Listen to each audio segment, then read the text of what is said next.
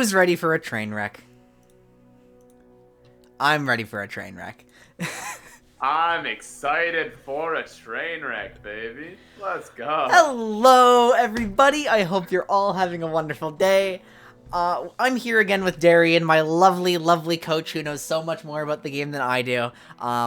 As we are approaching his exact area of expertise, because I misled and deceived all of you with what my plans would be for today. My intention originally was to, today, now that I'm in gold, start playing that Kindred list and start working out, like, more ways of playing the board, right? And then I thought, you know what? The best learning happens outside of your comfort zone. So let's push myself even further out of my comfort zone. With something that might be a catastrophic idea. Off stream, I put together an aggro list.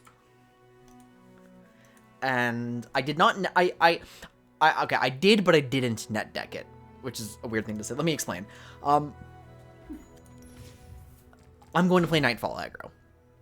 Nightfall aggro, a long time ago, was the type of aggro that was recommended to me, like for my specific playstyle.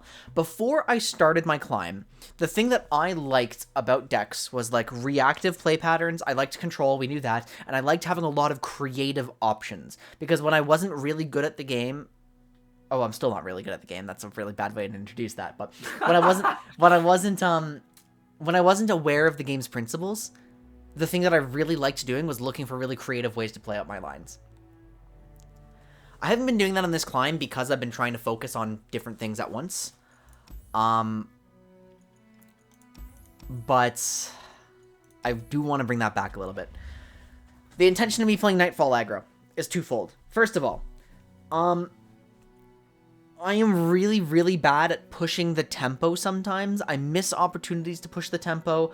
I'm playing the stack badly. I am starting to swing too much into passing recklessly.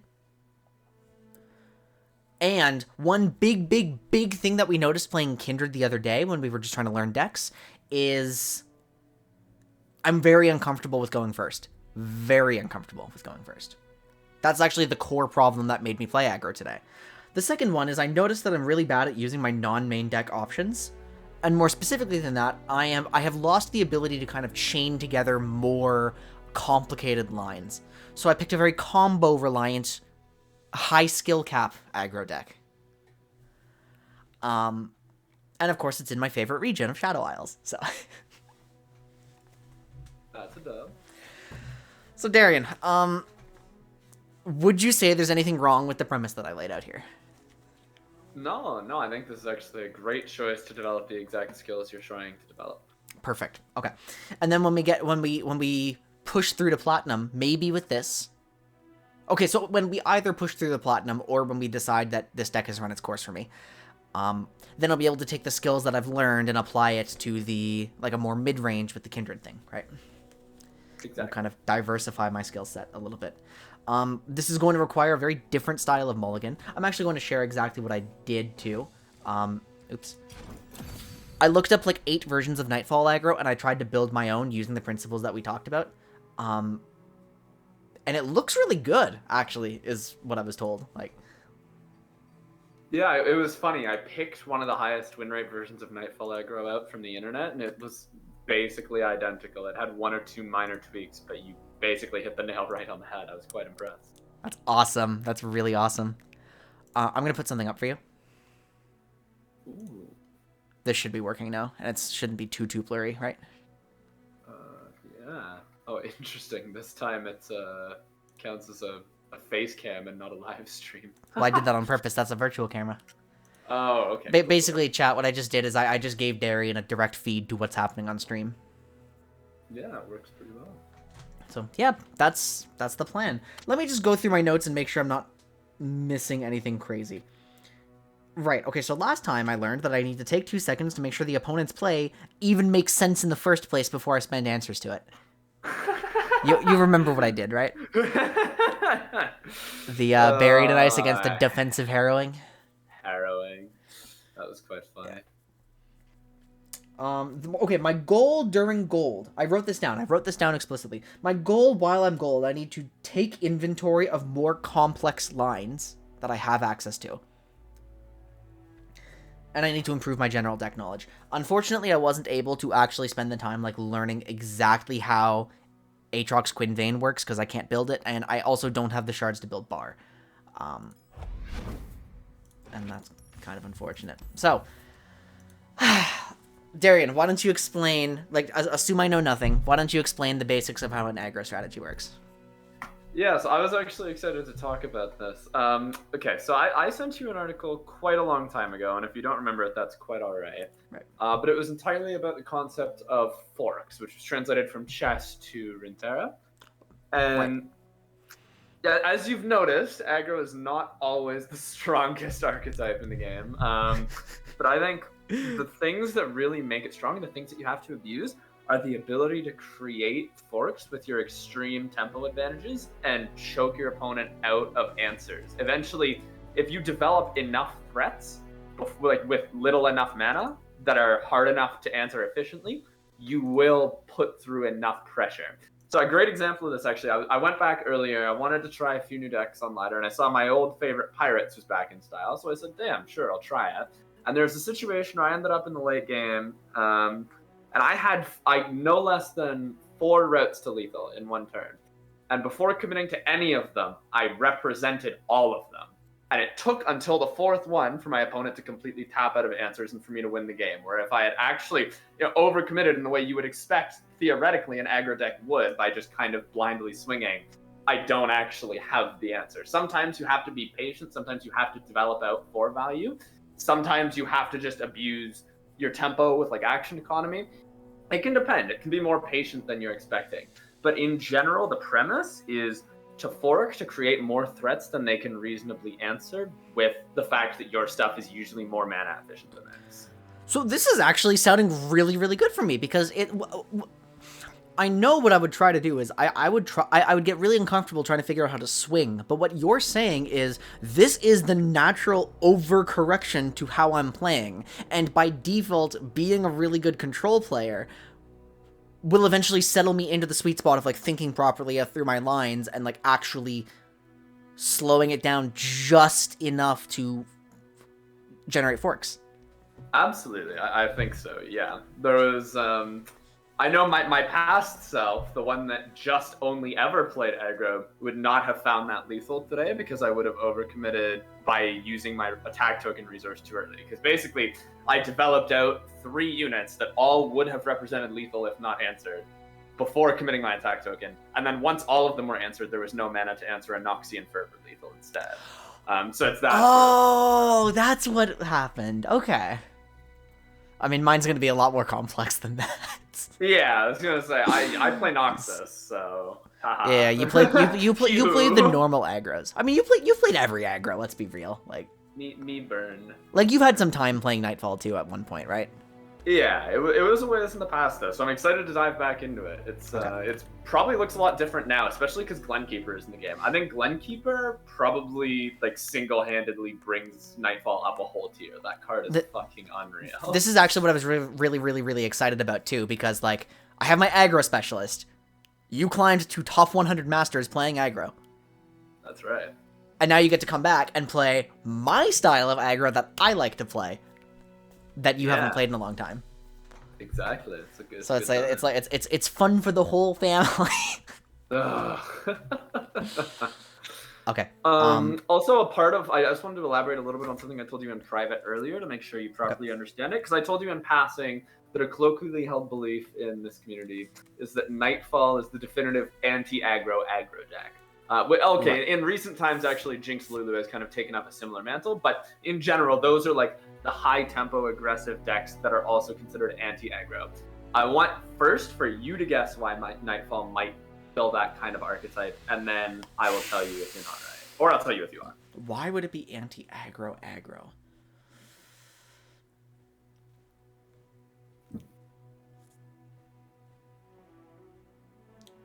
The first thing I think of right away is Nocturne, but I feel like that comes on too late. Do you mean because of his reducing the board's attack? That can be. I mean, That's that not usually the contributes, primary, but it's but that can contribute. it's definitely not the reason. Like that's a turn 5 thing. Sometimes maybe, right? I mean, Pale can't just be it. I have a lot more card draw than most aggros. That might actually be it. Come to think of it. So there are a few things that I like here. So first, okay, you remember the really busted thing about Scav when you were playing Field Rush? Oh, it's just that overstated. thing could Yeah. trade 2 for 1. You don't Solari have any Soldier. 3/4s, but Solari Soldier can trade 2 for 1. Glenkeeper can sometimes trade 2 for 1. If you play Twilight Protector with the Daybreak version, that can trade. You have a few units that can 2 for 1, the common like 2/1s that you'll find in aggro decks, which is a pretty big deal. I didn't even consider trying to figure out how to use its Daybreak version. Yeah, it's well, that's the good thing about Protector is that you would think it's just a good Nightfall payoff, but it's the flexibility is the benefit of the card. It's like if Heaven's Aligned was, a halfway decent card. It's a payoff or an enabler. Yeah, you're not running Heaven's Aligned because it's not a half decent card. Okay. So then also the second reason boils down to the fact that if theoretically there's a universe where you can play like, to be fair, you would have to draw through your whole deck to get here. But there's a universe where you can play like 10 Doom Beasts in one game between Fading, Stalking Shadows, and your 3 main deck ones. Well, I played like 4 AI games of it at one point when I was half asleep, but like I've been using Undo Dusk on Doom Beast. Yeah, exactly, and you can continue to re-proc the Doom Beast effect. Exactly. Wait, hold on. What was the other? What was the other one? Like that gives me more Doom Beasts. Fading Memories. Oh, you don't have Stalking Shadows. Actually, that's right. I just remembered that list. Oh yeah. Stalking Shadows isn't in here anymore. It's just, I think. Oh, that's right. Because it got nerfed from 2 mana to 3 mana way back. Oh, yeah, so it's way too slow now. Exactly. It used to be 2 mana, which you just went into every aggro deck. Like old Spider aggro had it, old Nightfall aggro had it, and now it's just not really a thing. Okay, well, you can still get like a fuck ton of Doom Beast trades off, which is the real point. And then the last one. Okay, I'm going to explain this with an analog to the meta, which I think actually might be quite helpful. So you said you don't really know that much about how Aatrox Quinn Vane plays, which is fair. But one thing that I can tell you that you will definitely understand is that in an aggro matchup, if you get Valor, and if you put the Darken Harp on Valor, you win the game immediately on like turn 3 or 4. Because you just remove 2 units a turn for free, and there's nothing they can do. And Diana does that too. Diana's baby Valor, yeah. Diana, she can be played now, thankfully, as a Nightfall enabler because you don't have to get her Nightfall effect. It's the anti-aggro because on your offensive turns, you're clearing their threats.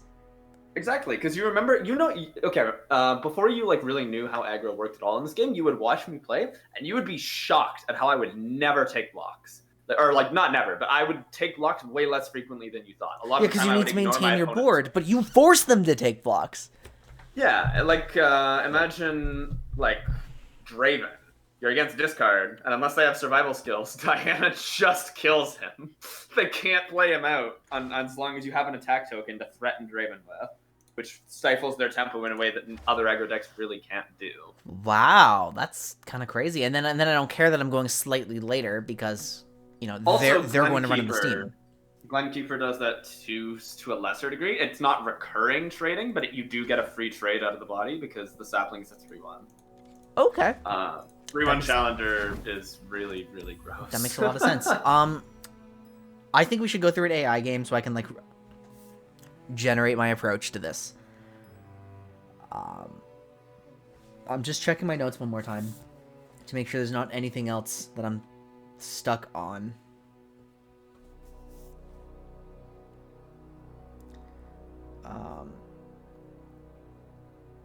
What the hell is this word that I've written here? Oh, when I have...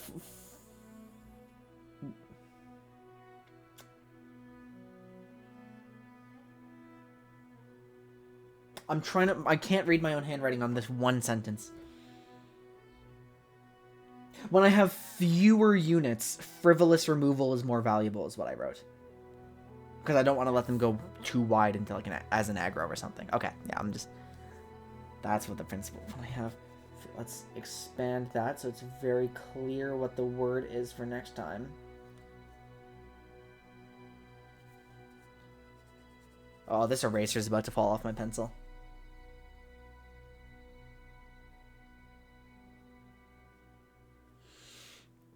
Okay, I can't think of anything more that I really need to work on right now. Okay, let's play an AI game. Oh, also interaction that I know you will not notice because you're so conditioned to using Vile Feast. Unspeakable Horror, I don't think you have any main decks, but Nocturne's jump spell Unspeakable Horror is also a drain one, but it's a drain one from anything, not from a unit.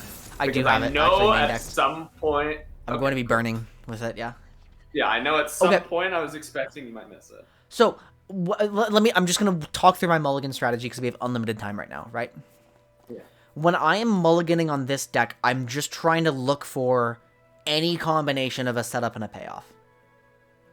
I am currently attacking on evens. So I would be very, very happy to hold probably this entire hand. So I mean, I'm cycling with Pale Casket. I mean, I could maybe drop this, but I don't know if that's correct. Either way, I'm looking for what my next attack token play would be, and I'm seeing a Solari Soldier set up into a Stygian Onlooker payoff that I can swing for 7 with. I would be happy to keep this. I would be happy to keep this for follow-up turns. I know I would draw into something. I have more draw here. I'm actually considering just keeping this entire hand. I don't even know if I need to look at what their units are, like what their deck is. It's probably going to be Hell because this is the deck that I've actually lost to against AI because they heal like 20.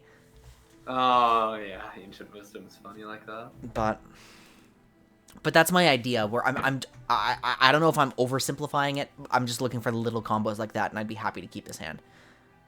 Yeah, I think I agree with you. I would keep all except I would probably kick the Pale and look for something a bit higher tempo. But like you're setting up for first your turn 2 attack token with Solari Soldier and the Stygian Onlooker, and then your turn 4 attack token with something into Moonlight Glenkeeper. Yeah, and hopefully you get like a Duskbringer. And I'm actually keeping track of whether I'm attacking on odds or evens. Like at one point I had a choice between like Solari Soldier and Dusk Petal, and because I was attacking on odds, I kept Solari instead.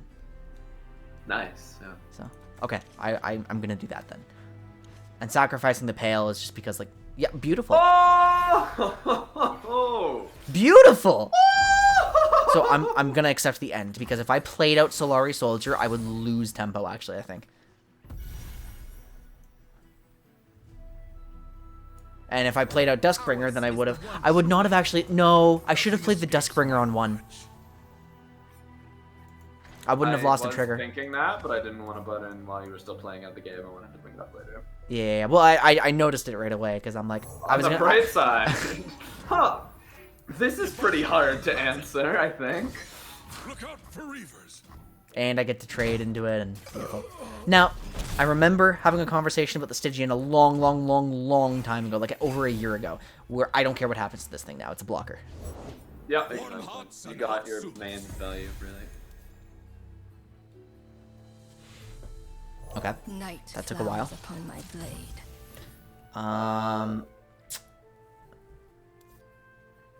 What are you doing next turn? Dusk Petal into Nocturne, I think. No, Dusk Petal into Moonlit is more consistent. Okay, if you think you're playing Moonlight Glenkeeper next turn, then what do you do right now on this block? If I'm playing, I let it through.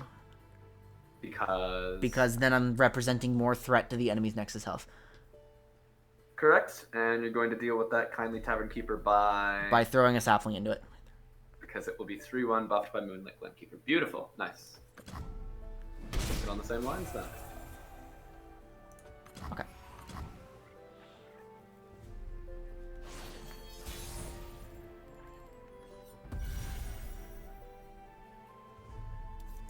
Temperamental as moonlight.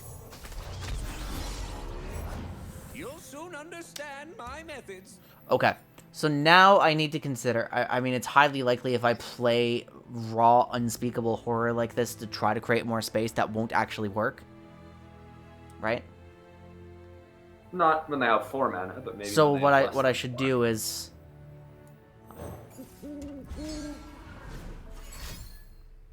Oh, nice Okay. tempo, dickhead. So now I'm probably safe to use the Unspeakable and just push more into the enemy's Nexus by doing this. I think so, yeah.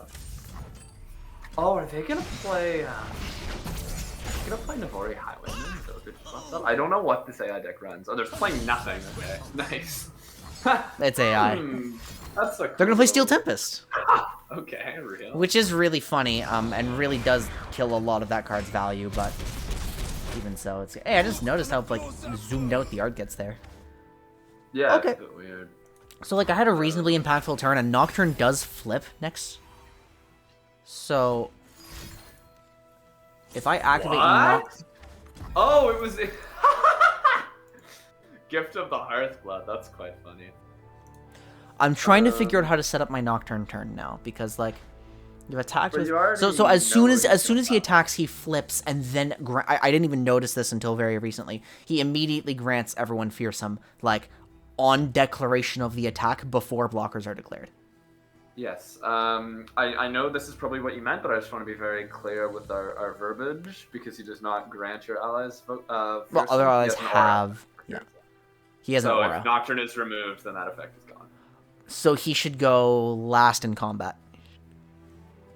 No, it doesn't well, matter, it it wouldn't doesn't matter on your initial swing, because, like you said, before block, you can't remove Nocturne before you declare your blockers. So Okay, so I'm trying to figure out how to set up my Nocturne turn. Like, do I it kind of feels like I just... it feels like I accept the end round. Hmm? Am I missing something here? So I'm guessing that you're thinking that because you don't want to play Nocturne without his Nightfall effect. Is it... But what does that actually do for you here? Instead of just swinging for the 6 Oh, damage on I'm your too married to the idea of Nightfall when I can instead +5 and have lethal on open Yeah. attack. +6 actually, yes. Oh, +6, yeah. And it's Freljord, which, unless they have Ice Shard, which was released after this deck was created. I would have they missed don't have lethal a because I was response. trying to play too slow and agreed for extra value. But, which I think we've heard of that mistake before. Oh, what? You're crazy. I've never heard that. So they might still have like a Palm or a Tempest, but okay. We're vibing. Yeah, we're vibing. This is still a really good position to be in. You're running into the board stage issue, but they might do you a favor in Avalanche. Sounds of the wilds. 1-1?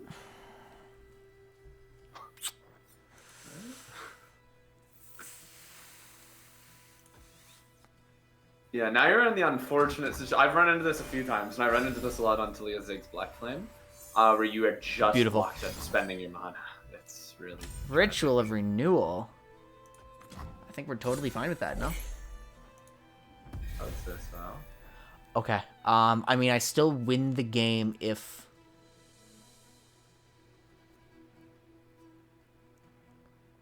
It has to be Nocturne's own Nightfall. It's not when you summon a unit, give... Okay,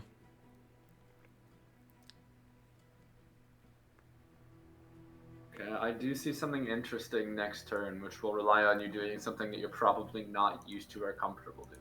Okay, let's talk about it then I'll let instead it of play passing, out. because I have unlimited time, which is nice.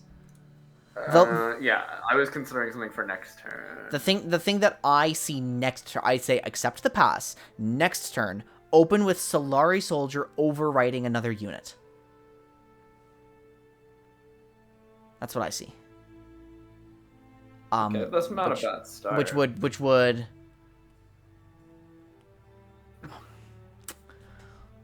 No, but it's still weird because like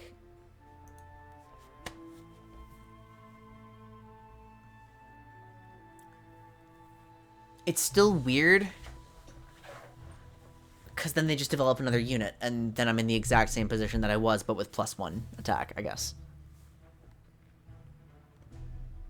Yeah. So I thought of a line that is only vulnerable to Avalanche, and I know this is an AI and it doesn't play like a human, but if this were a human, we'd be reasonably certain that they don't have Avalanche based on the fact that they haven't wiped your board with it. Yes. So the line that I'm seeing then, that is only really countered by Avalanche, which is very unlikely, is actually open fading on Twilight Protector into double Twilight Protector to give your whole board +2 attack and reduce the attack of all enemies by 2 to let Fearsome swing. So then you would only have to hit with 2, maybe 3 units to win. It could still lose to something else, like maybe a Harsh, but you're trading out 1 mana. It's getting to the point where you're just antsy to end the game, and you've actually ended up in a weird situation where they're interacting so little. Oh, fuck. Okay, you're happy about that, actually.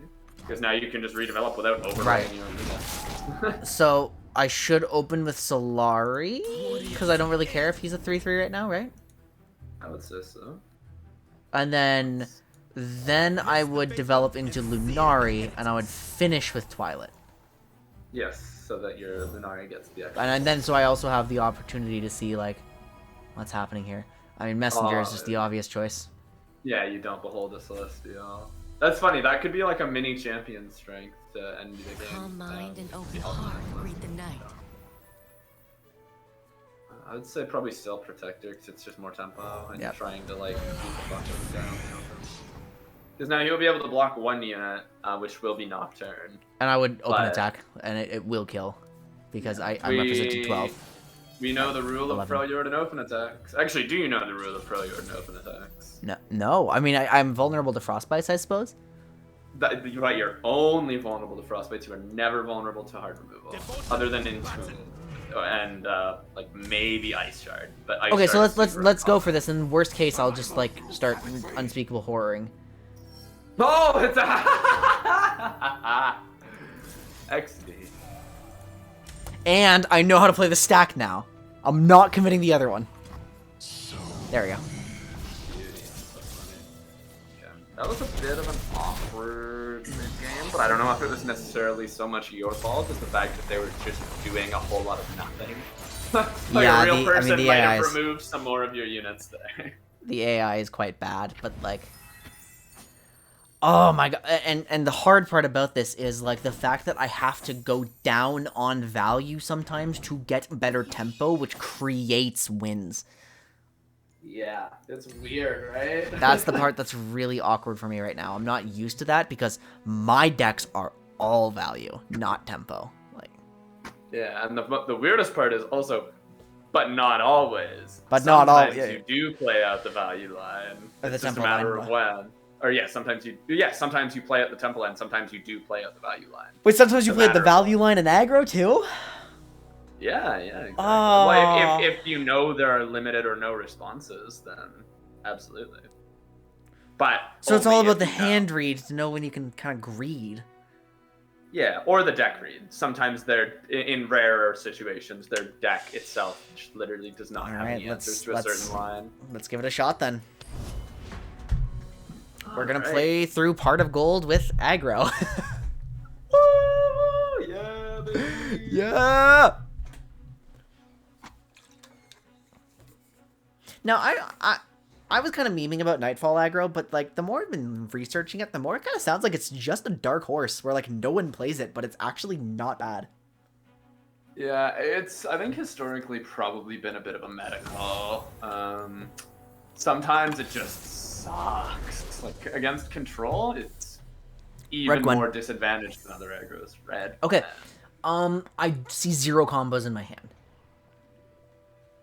So Alright. I would mull you two. I don't know if I need the fading memories because this is 2 triggers rather than 2 like and no payoffs right now. Solari Soldier is staying for my turn 1 attack for sure. What do you think about the fading? I think if you had like a Stygian or a Glenkeeper or a Doom Beast maybe, but you don't Oh, have but- anything but- to pair it with. But so I want to see something to pair it with before I keep it. Exactly. Because I'm looking for combos that are guaranteed, not hope combos. Yeah. Oh Okay, yeah, Fading Flight is very They, good. they might play a Boisterous here, so I'm trying to figure out which one is better to start with. They might play Boisterous, but they also might play Quietus. So it's a matter of which one you want to Is try the to. one true light. Punish Got it. I think a worst case scenario in Solari Soldier into Boisterous Host is you Yeah. still keep your unit, whereas the worst Because case scenario. I learned Light- every like all the variants of Red Gwen, they mostly change the spells, not the units. Please, Yeah. make yourself right. Okay, so I've got to be. I don't really want to remove that, right? Or do I? Because I'm struggling. I'm struggling. Like I'm tempted into the value. Yeah, I mean, like theoretically, I'm seeing if you want to play real value here, there's like fading on your. Oh wait, no, sorry, that's never mind, never mind. Fading No, I onto don't think you their want Phantom that. Butler. Oh no, actually, yeah, that wasn't the line I saw, but that would be good to trigger your Nightfall. Oh, Oh, that works too. That wasn't what I was thinking, but I was thinking you can then ping the butler away. which I This definitely does- should have done. I should have done. It would have been more proper to do that. It would have been way more proper to do that. Okay, so I'm going to... I think I flight into Shadestalker this turn. That sounds fair. You're happy if your 2/2 trades into a 3/1. It's a matter of what else comes out. Vile. Uh, I don't... Drawing 2 is better than drawing 0.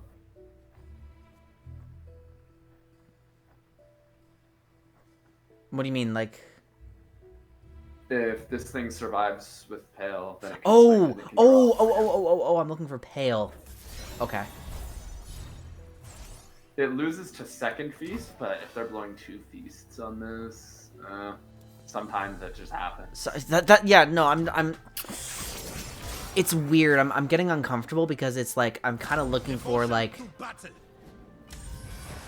I'm kind of looking for I feel like I don't value my units. Like, it's weird. I feel like I almost shouldn't value my units, but that's obviously wrong because clearly the fundamentals of the game don't change because I put the label of I'm playing aggro on something. If this is Flock, that's kind of funny, isn't it? You're quite happy if that's Flock, because that means your Nocturne doesn't Yeah, get Flock. that's Flock. Whatever else. Oh, yeah. So he'll push 3 on your Nexus next turn, probably. And I would Fine block on the spider? You can only block the spider, but yes. Probably. Noxus will pay for what they did to us. I'm going to Fading onto the Ruined Reckoner and play out a Lunari with it.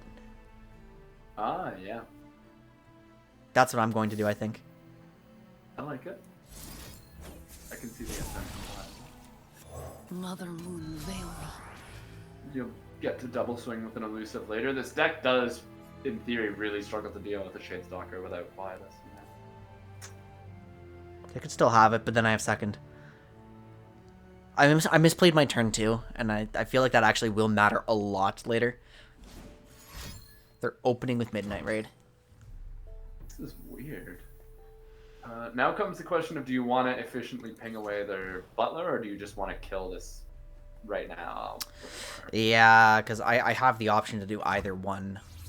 Every fighter falls. Wait, they don't even have Hallowed yet. I'm just going to take that, no? Yeah, that's quite fair, if you want to do that. I don't know if I want to do that. I think they're going to swing with it again. And so I'd rather just accept it here, and then on the next swing with everything, then I mitigate like 1 damage because of Hallowed, right? Oh, yeah. Yeah, you would never have wanted to ping away the Butler immediately. Years spent training. Okay, so now I have to decide whether pinging away the Butler is correct or whether... Oh, also I now get the drain value out of Unspeakable because I did that. Yeah. Okay, so pinging away the Butler probably... I mean, is it ping away the Butler, let this strike? Or, like, is it kill this? Like, this isn't... This is just a big stat stick, which might be a problem later, like, for threatening my units, I guess. But, like, it's really hard for me to visualize the rest of the line. No mercy for heretics. If I do this, I realistically should kill the Ruined Reckoner. I think that's pretty fair, leaving it on 1 without a convenient way to kill it with some. Let's see what you roll. Doom Beast. Oh! Really nice. good roll. That's beautiful.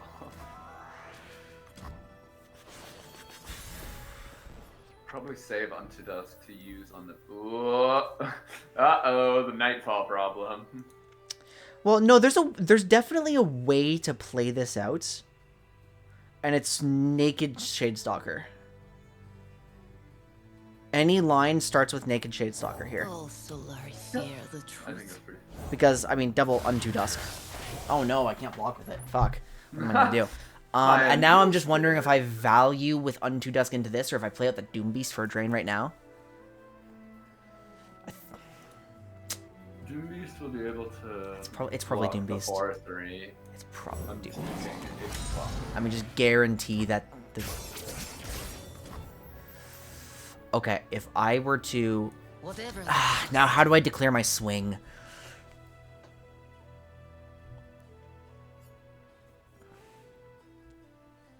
Never with your 2/3. It's just a question of if you swing with your 3/2 or not. If I swing with my 3-2 or not, they probably put the Butler in front of it, and then Fallen Reckoner could be a problem later. But I have Ruined Reckoner too, which is weird. It's Hallowed stacks on the Overwhelm unit. Mm. I mean, this doesn't push And you more. kind of want your Doom Beast to stay alive in case you need to dusk it. I'm Okay, so concerned. what's happening here is I'm actually, I'm just, I feel like I'm making a mistake when I'm not, basically. Because, like, this is how I would play it, and then think, oh, why didn't I swing? Like, because I'm not used to playing this style. Like, that's what's happening here. Okay, so, That's fine. That probably just means you have to unto dusk that later. I think I will Reckoner here. Yeah. It'll trade very I effectively. serve a noble And then I have a Midnight Raid on my Elusive, Yep. which is really With funny. the Hallowed you got from Phantom Butler that you use fading, that's actually pretty. Okay, so let's figure out how to play this out. Doom Beast with an Unto Dusk should occur, I think. I'd say that's pretty fair. You get your drain value off it before it dies. I need to keep this alive. This can't block. You should go here, for the king. because you're going to die anyway. And then I just Unto Dusk, and I'm really happy with the outcome of this, I think. You're at 9. Oh, yeah, you actually have probably lethal here. Right? This is how this works? Yep. Oh, Diana. Okay. And then, like, worst case scenario, I mean, they're never going to have Brothers Bond, but...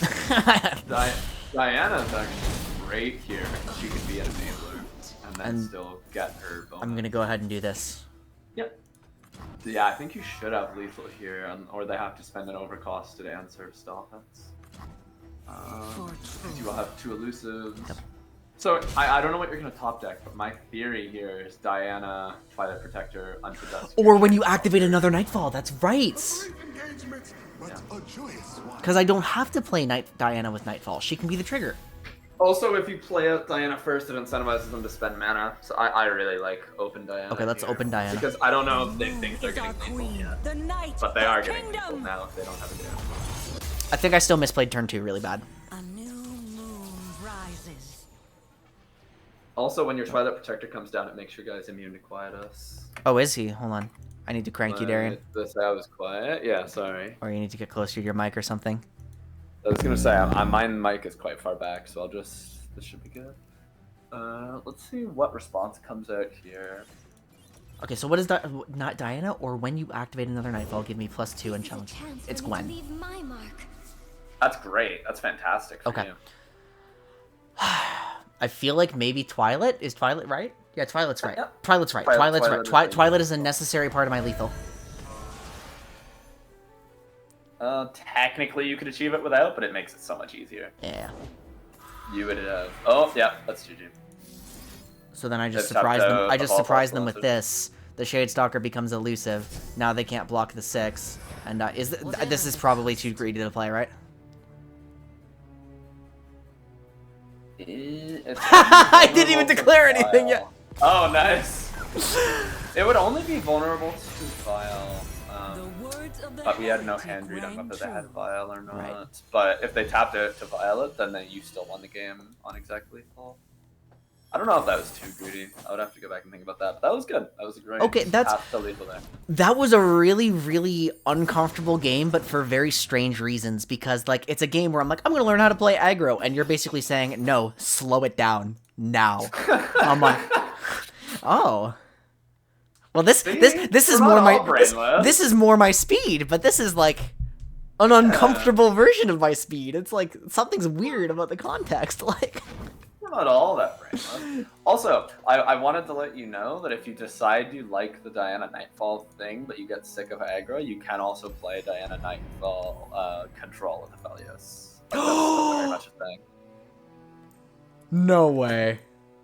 Yeah. It's slightly different, but like again, Gwenkeeper fucking broke the entire Nightfall package because now you can just play it as a control deck because Gwenkeeper is a 3 mana, 3 damage removal. It's very comedic.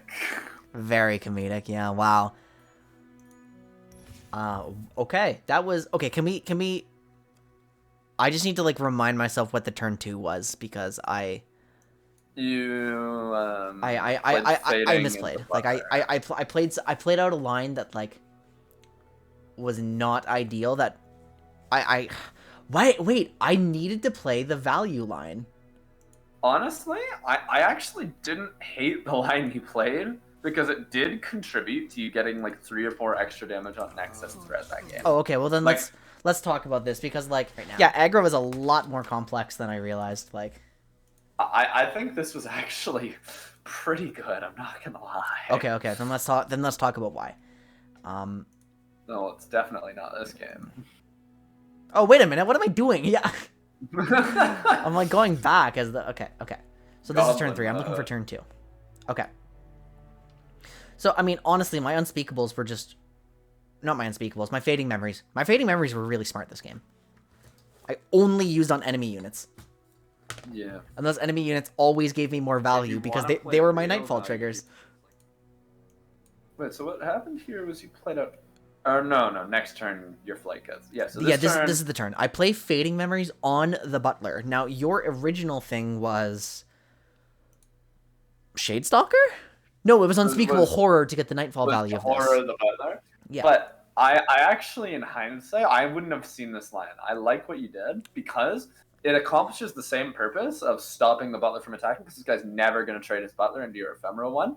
And then because you have this hand with several elusive, you didn't know you would top deck the next Shadestalker eventually, Right. but because you have several elusives, stacking up Hallowed does contribute meaningful damage throughout the game. We saw that, especially when you combined it with your Moonlit Raid from your Ruined Reckoner. That I deserved to have, yeah. Fucking corny, yeah. Wait, why, hold on. Why already on game 1 am I finding creative lines with cards that are not in my main deck when that has been a huge problem for me for the rest of the climb? I was thinking it to myself before. I was thinking when I saw you like using Unspeakable Horror, I was thinking to myself, this guy's gonna have to figure out how to play with all of the possible created Nightfall cards.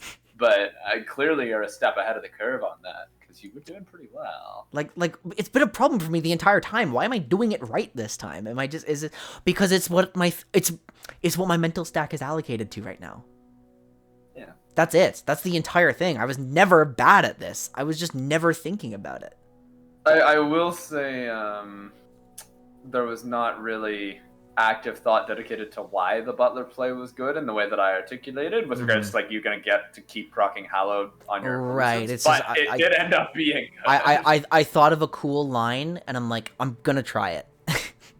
So you functionally lose very little for going for this Pale because what this Pale does is it cycles itself and it burns a flock, which is pretty good. I don't know if that flock would have done anything else as this game went on. I don't think they had many other opportunities to use it. Yeah, and it's burning more answers too. So wow, I literally had to play the value line every turn. Sometimes that's the game state you end up in. That's so weird. It's not what I expected. Yeah, if you play Noxus, you end up in these situations less often, I will say. But I play Targon Shadow Isles. Yeah, I can respect them when they come along. And so obviously we swing with both. Like, there's no reason not to swing with both. Although, no, Hallowed should never go on the Soldier. Hallowed never goes on the Soldier here. Yeah, I agree. And just because they flocked, it doesn't mean anything. Like, in fact, I'm now forcing their more scaling deck to go even on cards with me. Like, exactly. Like, we both have 4. They don't have card advantage, when realistically, they probably should against an aggro. Yeah, I will say, it's funny. Some players, some like top players, refuse to call it Nightfall aggro. They just call it Nightfall for this reason exactly, which is quite funny. I mean, but I still have to win by 5 or 7 or I lose, so. I'm like, can we print like 5 elusives here? And then you think, no, I will take the Ruined Reckoner. I didn't quite get it at first, but it again paid off. It was Giga Chat. It's like, no, I'm taking their Reckoner. It is my Nightfall trigger, and it prints more damage.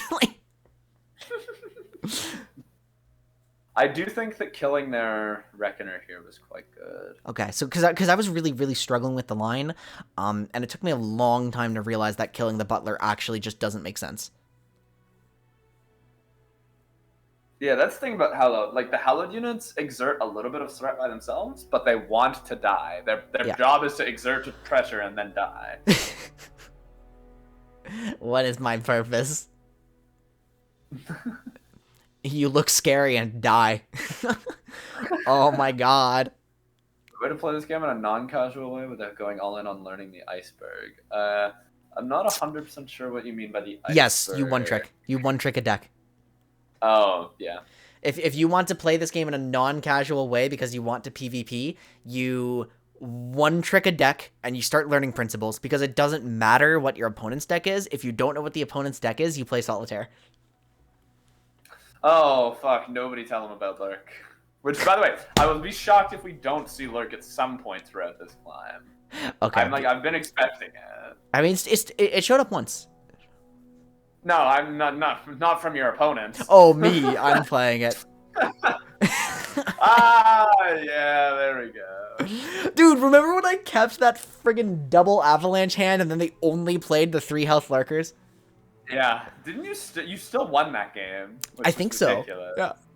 Oh, I changed my chat box, by the way. It's different now. I did notice that actually. I was looking at some old footage and I'm like, I know I liked the clean look of the text, but now the text is kind of overlaid on some weird stuff, and maybe I should just do the boxes that everyone else does. Yeah, I think this is identical to what I had, but yeah, it means you have good taste. This Doom Beast pull was so fun. I cannot believe I pulled Doom Beast. Oh, okay. No, I really, really do like this, actually, now that I'm... And yeah, playing your Shadestalker, knowing that you would be able to Unto Dusk it for its granted elusive effect afterwards was pretty good. I was thinking I would have to tell you that you could use it as an enabler in this specific scenario with that combo, but I didn't have to. But I'm say a word. finding it for some reason. Like, Yeah. why am I finding it? You know what? I don't give a shit about why I'm finding it. We already said it's a mental stack thing, so that's good enough for me. And then, yeah, I think play out the Doom Beast. Here's what Yeah, I play out the Doom Beast, which is correct. This is the turn where I'm really struggling with the concept of not swinging with it. Yeah, exactly. And so just to did reiterate win that you the game, by the way. Like, I know you might have found another path to lethal afterwards. Maybe it did. especially No, with but that it did last win, topic because like on if but, like, I won you the swing game. with it right now, it dies and trades badly into the Butler. If I don't swing with it, it blocks really effectively, removes a threat, and I have Unto Dusk for it later. Yeah. Because almost guaranteed, I pull some trigger, and even if I don't, I can waste a Nightfall to guarantee that one. Like, Yeah. Actually, now that I think about it, this should have been more obvious now that I more plainly consider what I was saying before about the purpose of the Hallowed unit. Because the Hallowed unit didn't exert any of its threat, but it no longer can do that because the Fearsome keyword is just not doing anything as long as that Doom Beast is alive. So its job now is literally just to die. and give if I'd more thrown my power to the Doom opponent. Beast, then it would have died. Exactly. It would have just blocked into the Doom Beast. And the reason that line was so complicated is because I was trying to like apply a principle that I've been learning throughout the climb, but it's now not about the principle. It's now about the specific deck knowledge. Yeah. So this is where you played out the Midnight Raid. I played Right. out the Reckoner as my Unto Dusk trigger, which actually is what I was planning the whole time. I don't know why I said I have to draw one like a trigger, but because I was planning that because I have 6. And then it's a perfect blocker. It neutralizes their board. We throw the Doom Beast. We throw the Unto Dusk. I mean, I'm satisfied with the way the rest of this game played out, so I don't really need to review from here. Oh, wait. In theory, if you wanted to push for more value, I actually missed something earlier. You could have played Twilight Protector right now for an extra damage on your Midnight Raid swing. Because you get no benefit from No, playing because then I Right. lose my Unto Dusk. Which is... I mean, so... Oh, fuck, sorry. No, I'm so stupid. You're right. Yeah, because For that's some pushing, reason, that's what I that's thought pushing you 1 did damage here- rather than 2. Yeah, what I thought you did here for some reason was Unto Dusk's your... Shadestalker, no, it's new not time. Shadestalker. It's but not you time for didn't, that yet. Yeah. Never mind. The Doom Beast is the correct play. I'm just brain damage. True and real. Yeah. Also, isn't it nice that Diana is an enabler and a payoff? Yes, That's, I that's didn't even realize she was before this. Like, it's so fantastic. That Diana buff. Okay, the Nocturne buff like made you able to finish out games a lot easier, especially against Ionia, and Ionia tends to be meta in this game, so that's good. Wait, But it's even actually better- shocking that Ionia like isn't meta right now. Now that I think about it. It's because they cannot deal with Girl Scouts. Aatrox's Girl Scouts absolutely fucking eviscerate. Look at that thing. Ionia That decks. Butler is still on the board doing nothing. Yeah, I was gonna say live cam of what that Butler did this game. Do not smile. Live Butler reaction. And then yeah, this line to lethal was very good. I said it, but the only thing I think you wanted to play the Unto Dusk here first, and I reminded you of the Protector. But Yeah, I mean, either way, I would have missed lethal by one, or I would have had to pale, which has more Yeah, you would've had to counterplay. Yeah, also protective. So that, by the way, now that you see how powerful it is to have an enabler and a payoff, Twilight Protector looks pretty cool all of a sudden. It's looking too. a lot better. Yeah. Because it just trades well on the board if I use it as an enabler. Yeah. Fun fact: they released this card and Glenkeeper in the same expansion. They really wanted Nightfall to be good when they released those. I guess. Well, wasn't it like unplayable before they released it? It was one of those things where it's like sometimes you see it, most of the time you don't. But if it's a specific meta call, like when Ari Kennen is meta, this deck fucking obliterated Ari. And let's just figure out how to finish that. I mean, I would throw Diana at Gwen, and there's no need to play the Stygian, right? Yeah, actually, Stygian here again. While you're probably not you're probably not losing the game from playing the Stygian. It's there's too no slow. benefit. Yeah. It will never hit. Well, there's no benefit because it will never hit Nexus because they have 2 fearsome blockers. They that do. would be your 1 fearsome. Okay. So you drag one with Diana and then they block with the other. Okay, well, I'm glad we watched that whole game because it means like I actually did not make a major mistake, and I really, really need to focus on the value of what I'm doing, like, and Yeah, why I think I'm doing things. I needed to simplify the purpose of Phantom Butler a little bit more there. Yeah, okay. That makes sense. I'm happy with that.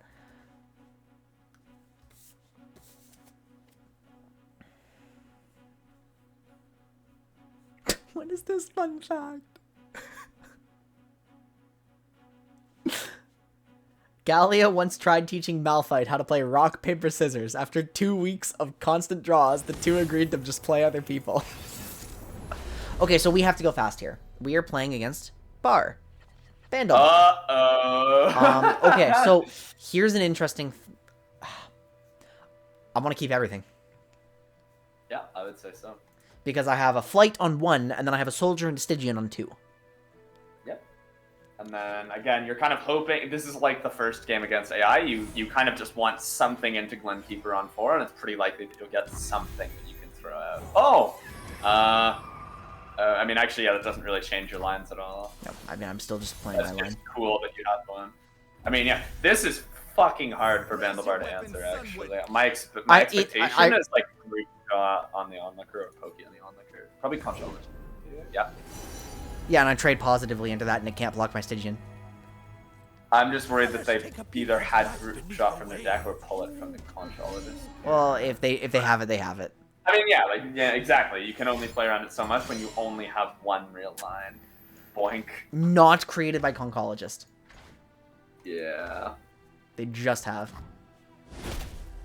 That means they will not have it for your next one, because this deck is all 1-0s. I mean, that's fine. You still have a good attack here. Funniest part. They accepted that.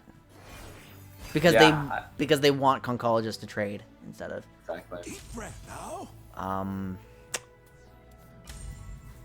Would I accept that? I mean, okay, so it's never getting more value, but I'm also not pushing the soldier through anything more, and also they're probably not blocking, they're probably not swinging with anything more threatening unless it's a ballistic bot or something, but like... I don't hate this. Just letting it hit, or... Sorry, I don't trading. hate the trade. I'm trying to figure Because out... your guy is probably just gonna soak another removal. No mercy for Actually, critics. maybe I I should would have get to them. I'll have to go back and think about that. Okay, Because okay. I might have just trolled myself. I'm But playing- I said, I'm playing Flight into Shadestalker, that's the line that I'm playing right now. Yep. Oh, hover over the hover over the flight. Right click the flight real quick. There's another one coming very soon. I was Unless gonna that's the one I say just this drew. isn't the one. I don't think this is the one that you. Invisible to the ignorant. Oh, why is that unclear?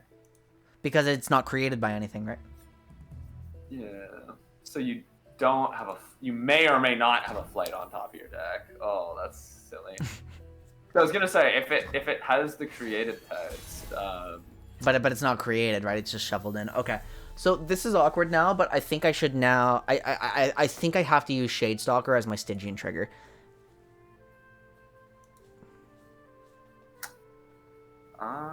Yeah, I would say that's pretty fair. Okay. Mother Moon, guide me. And I'm It's going good first to- because I'm obligated to, because otherwise this deck's randomness starts. They have now pulled a. Oh. They Nice they pulled a fearsome. fearsome blocker, but they're going to die and they're not going to get the recall value. I'm going to leave my Shadestalker on the back rank because it's not getting any value swinging. What is this? Pokey, Mystic, drop the ball. Pokey would go on to flights. This could be like a million different cards. Right, but it's all It's just a removal of some sort, almost certainly. This is now getting really awkward to play out the rest of the way. Sump fumes? Yeah, that makes sense. Okay, and I will attack with these two. And I will accept that So- Cloud Stance is about to be used. Shadestalker. Okay, so No, it wins every trade, actually. yeah, exactly, because they're not going to play the Cloud Stance to kill your Shadestalker. They're going to use it to block your Stygian. Alternatively, they have like second group shot, and they can play both and kill both units, and you're just really sad. But I mean, some hands you just lose to. That's just the nature of aggro. Alright, there you go. That's the nature of aggro into matchups like this, like Bandlebar. Beautiful Again, pull! Woo! That's saucy, yeah. Yeah, Bandlebar really murders aggro decks. It's kind of unreal. How can I help? Okay. What's my line? What is that? What's my line? What's What? my line? What's my line? I don't care if they swing at me. I really don't. So I'm just trying to set myself up for as much damage as possible next turn. I'm not getting a lot of Glenkeeper value, but I think there's very few things they could play where I actually need this sapling, right? Alright, either way, it's I play out Lunari. Only a fool would enter battle unprepared. Because I'm basically just trying to set up a Nocturne next turn, because there's very few things they have in this deck that actually blocks Nocturne. Why are they letting... they're waiting for me to develop more, aren't they? Yeah. What would they have? Definitely.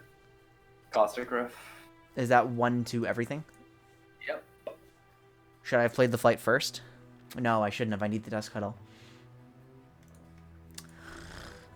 I'm trying to decide if it's still worth playing at the flight.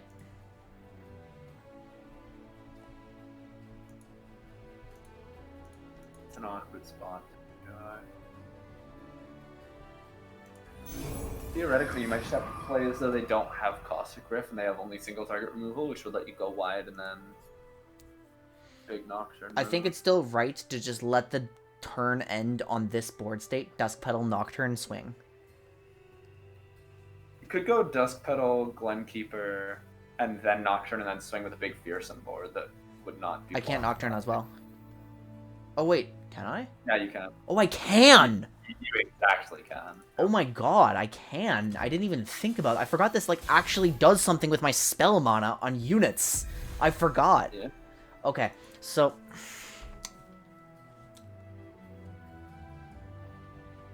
Actually, no, yeah, I they should will have do zero not. Prism I should Filter. always do not. Wait. No, because Nocturne's not flipped, and it doesn't, like, the sequence doesn't matter, because he's not flipped. Nocturne Their will scent flip if all of travels your on the shit's night left. air. Okay.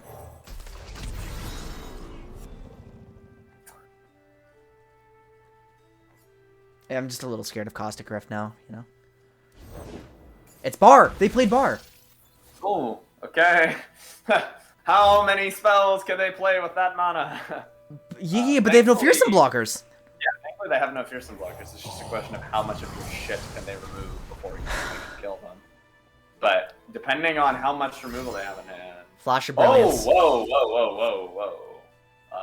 They're fishing for something. That was weird. Not real.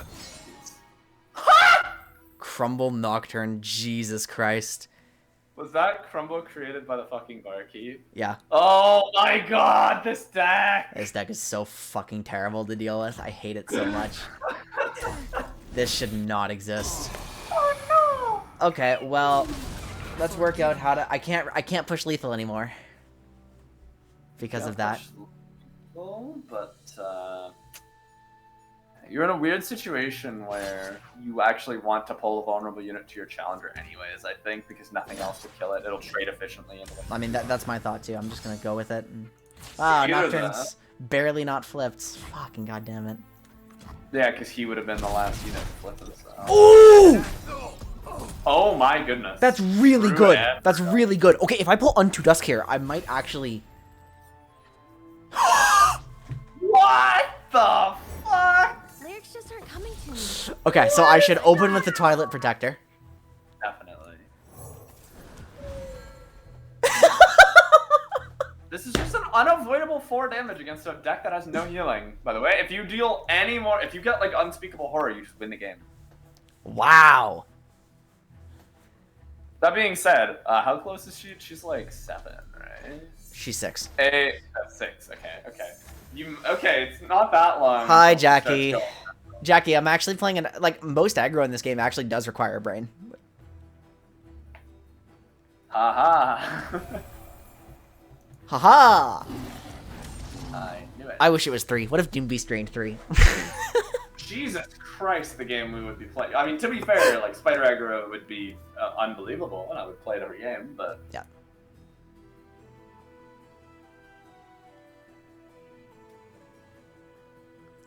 Okay, interesting. Interesting. Are they trying to remove it? That It doesn't stop the skill, which means I would insta-react to the stack with Unto Dusk. Yeah. in a fucking What? perfect world. What are they doing? I mean, I'm gonna Unto Dusk anyway on the stack. Yes, Right? I think that's the right call, yes. I'm gonna Because actually play you'll the get your stack and... draw. In a perfect world, you get another one. Oh, okay. But that still represents That's lethal, still and if anything, my lethal. Yeah. And so okay, hold on. They have 1 mana. Should I play it out? I mean, if it gets removed, then you still swing, and they have to remove 2 units. I'm going to open attack. 5 cards in hand, so I think you win here. To be fair, this is Bandleby, but I think you win here. Whatever the cost. Cornball ass deck. Yay, Nocturne's flipped. Alright, let's see. How much shit can they remove with 5 cards in hand? Whoa, you sound great. Oh? They're trying something. They're looking for it. They're looking for an answer. They're probably gonna Ponky you to I don't. The fact that they're blocking like this though, they don't have answers to. Oh, okay. They just don't have anything. Bongle Tellstone for real. That's good. He's trying to level his Seraphine for.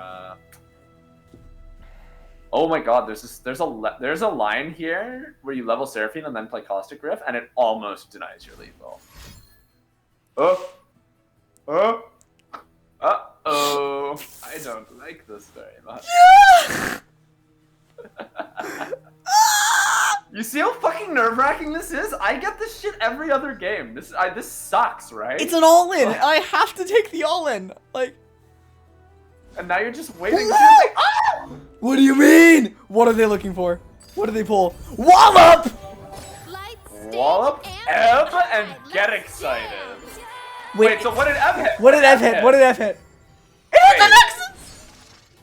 Ev hit the Yo! Nexus. What? Okay, so I still won. Wait, yeah, he didn't double the fucking Ebb, the creature. Okay. Wow. Holy shit, you almost did not close out that game. Also, he would have healed Nexus for 8 if you didn't lethal there. The fuck is going on? Seraphine is awful. That's what's Seraphine. going on. Remember? Okay, yeah, be glad you didn't play when her level up condition was 6 spells, by the way. Wait, Imagine yeah, this- I thought I started playing after Seraphine meta now that I think about it. Yeah. Her level condition used to be 6 instead of 9. Wow, and Imagine they could how nerf that was Seraphine like. again and she would still be good. Yeah. This is true. Wow, that's gross. Yeah, that's ooh. That was that was scary. That was really scary. But I think I did find good lines throughout that game. Yeah, that was a great win. Okay. I can't believe that you got Doobies and then said, "Oh, how cool would it be if I top decked Unto Dusk?" And then you top decked And then I Unto Dusk, did. which turned out to be necessary for your lethal, by the way. Huh. That's pretty awesome. Yeah, the one like weakness of Vendelbar as a control deck is you can be absolutely certain that unless it's Barkeep nonsense, that it just generates them healing. Other than that, they have no healing in their deck. Okay, And like thank none goodness. in their regions at all. Yeah, they popped 5 effects, still lost. I didn't know you could play Seraphine's spells, level her, and then duplicate the spells on the stack. Yeah. Why? Yeah. Why is that allowed? Yeah, so I think if that guy sequenced his shit a little bit better, no, because you open attacked. Okay. Yeah. Yeah, so if you didn't open attack, the Seraphine player healed his Nexus for 8 in one action, and you lost the game. Wow. That's disgusting. Also, Ebb, which is not in their region combo, and was randomly generated by Seraphine. Ah! Come on! So, I mean, the thing I wrote on my list last time I played against this deck was, randomness is impossible to control. You must beat them down. Yep. Yeah. I learned it the hard way from FTR. Except now there's that ramp variant of FTR that just goes faster than Bar. Yeah, dude, it's so funny being able to play FTR on like turn 6 or 7. It's fucking hysterical. Yes, no, here, Prisma, this is what Seraphine does. She's disgusting. I hate her. I hate her so much. Seraphine used to be a top 1 card in the game and is probably now at least a top 10. When I'm probably summoned, top 5. create a random new 2-cost spell in hand. What New 2-cost being spell is this something. going to be the game? Who the fuck knows? Once it Yeah, was it could the be- Absolver. That was fun. Yeah, it could be any card in the game. New just meaning something that you have not played yet. Level So 2 it could be in Seraphine. your deck. When I'm summoned, create a random new 2-cost spell in hand. When you play a new spell that costs 2 or less, copy it with the same targets. Yeah, so Had she Ebb- gives you random shit and then duplicates the random shit. I mean, at least Also- Karma's random shit is a lot more tolerable, right? Like, Now show him. because it what says back from your alley- regions, you can know like what it's going to be. Yeah, your region weakness. And she also and strength forces of you to all. hit level 10. Yeah, now show him. Yeah, Bar, so you can see what Bar does because. Back alley it bar. What combos- your new cards cost 1 less. Yeah, so if you have a 3-mana card, like a 3-mana spell, and Back Alley Bar reduces it to a 2-mana spell, then Seraphine will double it. And When I'm it just summoned, leads create in to- hand a random card for each back alley bar keep you summoned to this game. Yeah, Bar also gives you a 3/3 and a random card. Yeah, well here's Very- what Zoe does. If you manage to flip Zoe, you basically win because now every time you summon an ally, you dump its keywords on everything. TFT Zoe, true. This is what Zoe does in this game. It's just it's also random, but it's also like very, very, very difficult to flip Zoe. Yeah.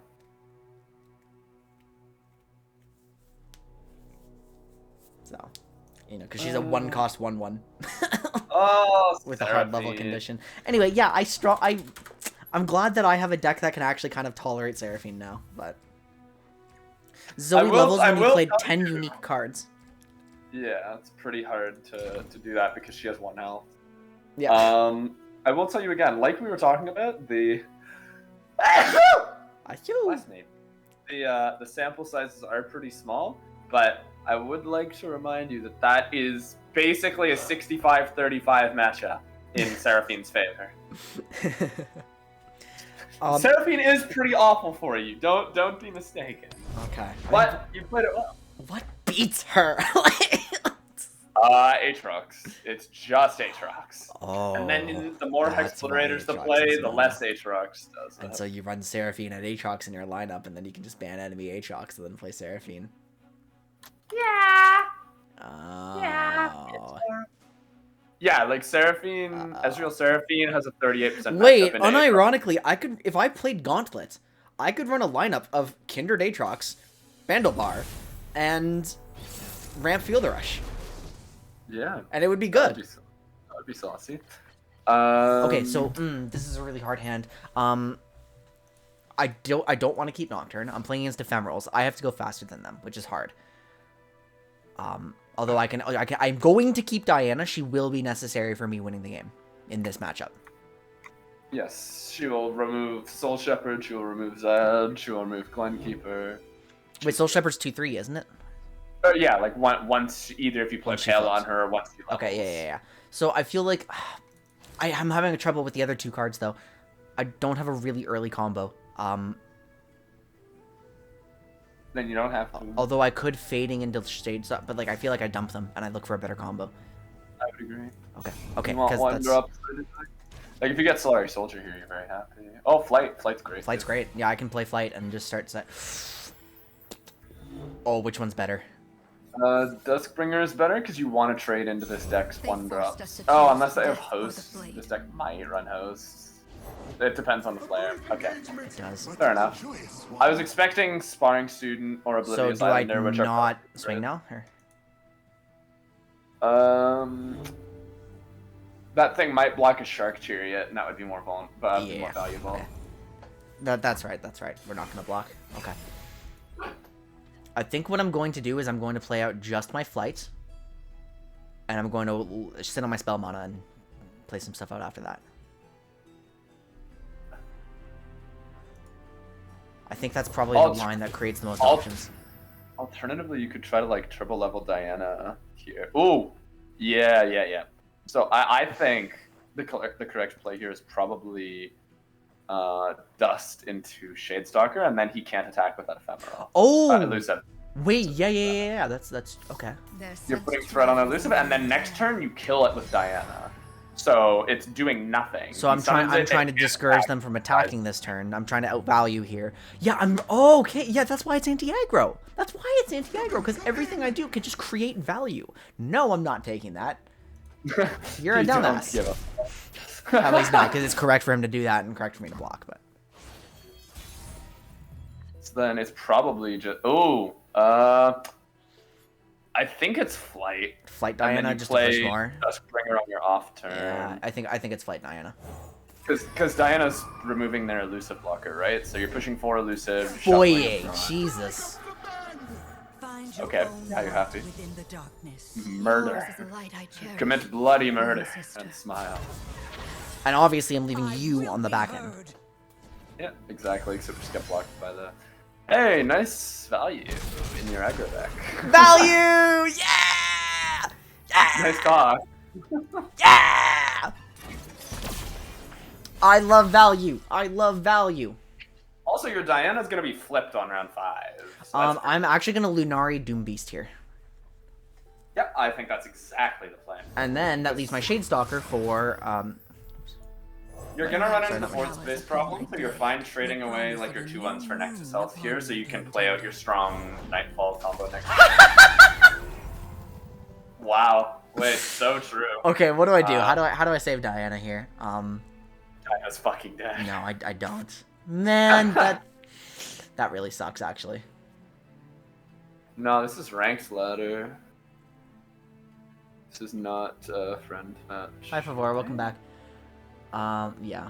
Okay, so yeah, if it's because nothing in my hand can possibly save Diana, so it's just the same line and nothing changes. Yeah, Doom Beast is a fearsome blocker for the 2/3, so they can't swing with it, which is good. Yeah, but I'd kind of like to keep Doom Beast alive for Unto Dusk value is the problem. If you have the opportunity to trade it for Glenkeeper, you take it and you don't look back. Okay, see you soon, Favor. Oh, I didn't Or, realize sorry, what a Brent value Brown. engine that was here. I didn't realize. When you summon an ephemeral ally, grant it 1/0. Okay, so that thing is way more important. Worst thing that could happen is Mark of the Isles on Shadow Apprentice, but I think I'm going to take that gamble. I mean, you're still happy with the trade because Shadow Apprentices can just. Oh, it's a trade now because they have Hallowed, yeah. Ooh. If they don't have to blow anything for it. I Then don't know maybe if the that trade's is kind of worth bad here. Like, I'll fish for it later, right? it. Yeah. I'd rather keep this you thing only alive need because I don't. 3 space for your next turn. I would probably just Doom Beast into the Glenkeeper. Because this thing has and to then die. Your thing next turn. Yeah. Yeah, that's Okay, bye, gonna Prisma. keep making signals better. And I don't see anything high value enough to throw my Duskbringers into it yet.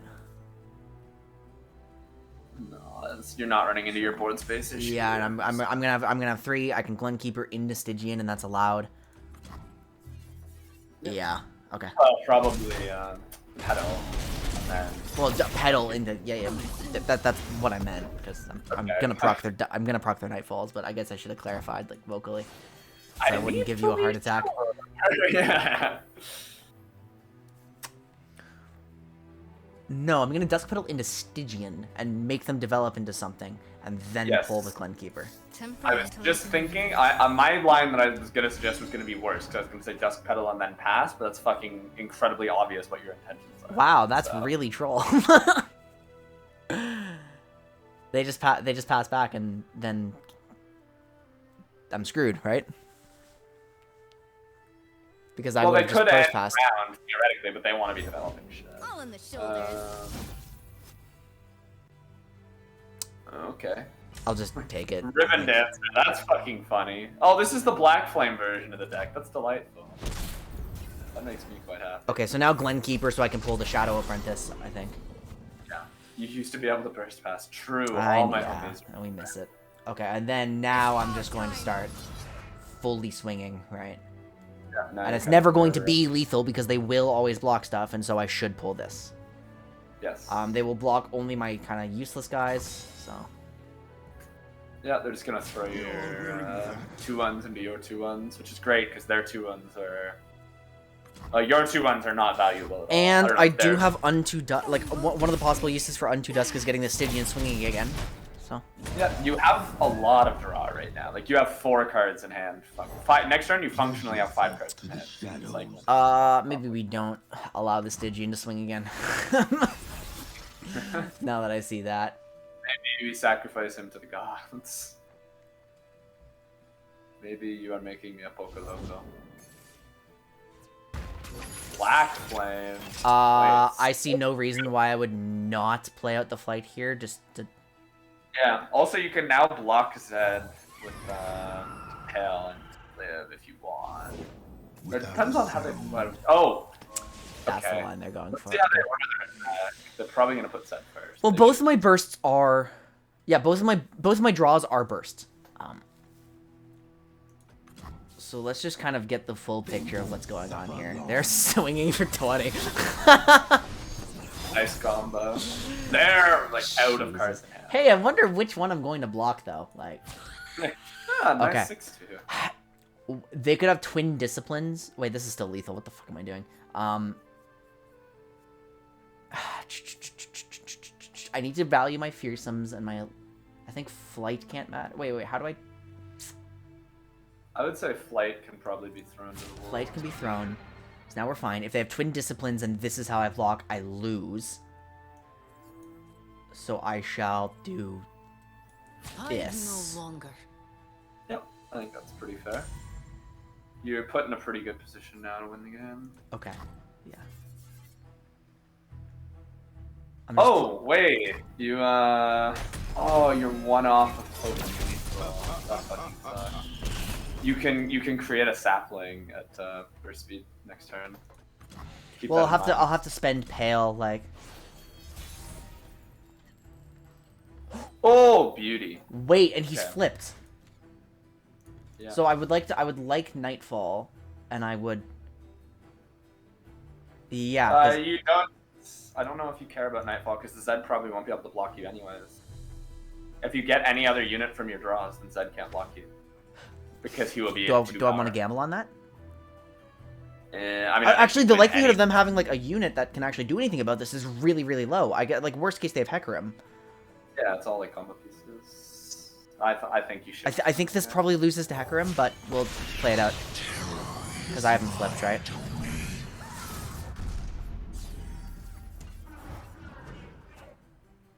and then I can just kind of, and I can always trigger Nocturnes. It's not lovely. So Ignoring any targeted portions, so I just undo Dusk and swing. Hey, whoa. What do you mean? What? Wait. Okay, well, sorry. That's still fine. Well, but, we know this isn't a power boost though. We have a hand read. Right click Nocturne real quick for me. Sorry, I just want to check Nocturne's text. Yeah, when you summon a unit. So you would have gotten the exact same effect with 3 extra damage if you played that Unto Dusk on the Glenkeeper instead. Oh, okay. Yeah. I wanted to make sure it wasn't played, but Okay. you still, yeah, you win.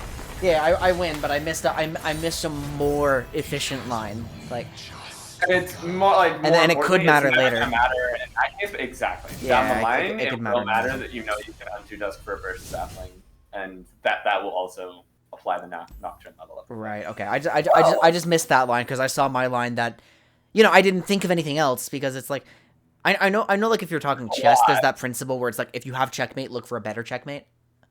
And I know that applies here too. But I saw a lethal and the hand read that I had said nothing can stop it, so I just figured I would go for it. But Yeah. no, you're right that I should be looking for stuff like that.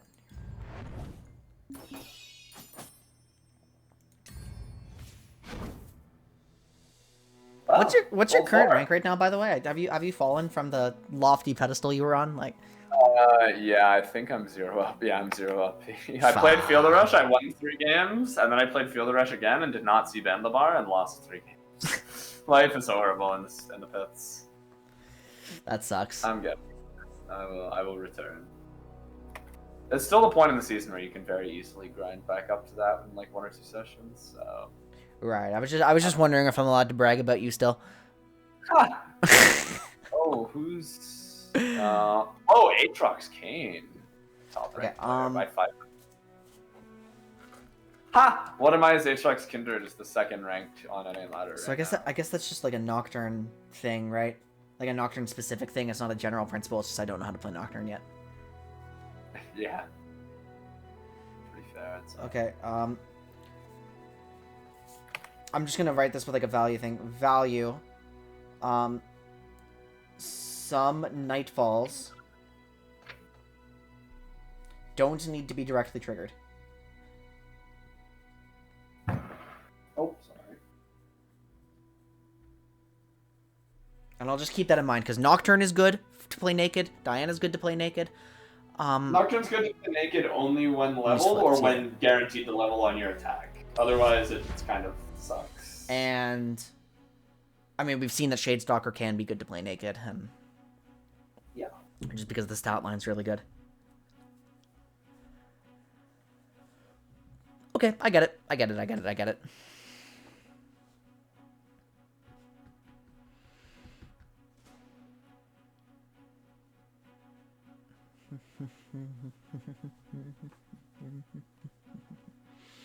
Alright, what are we playing against this time?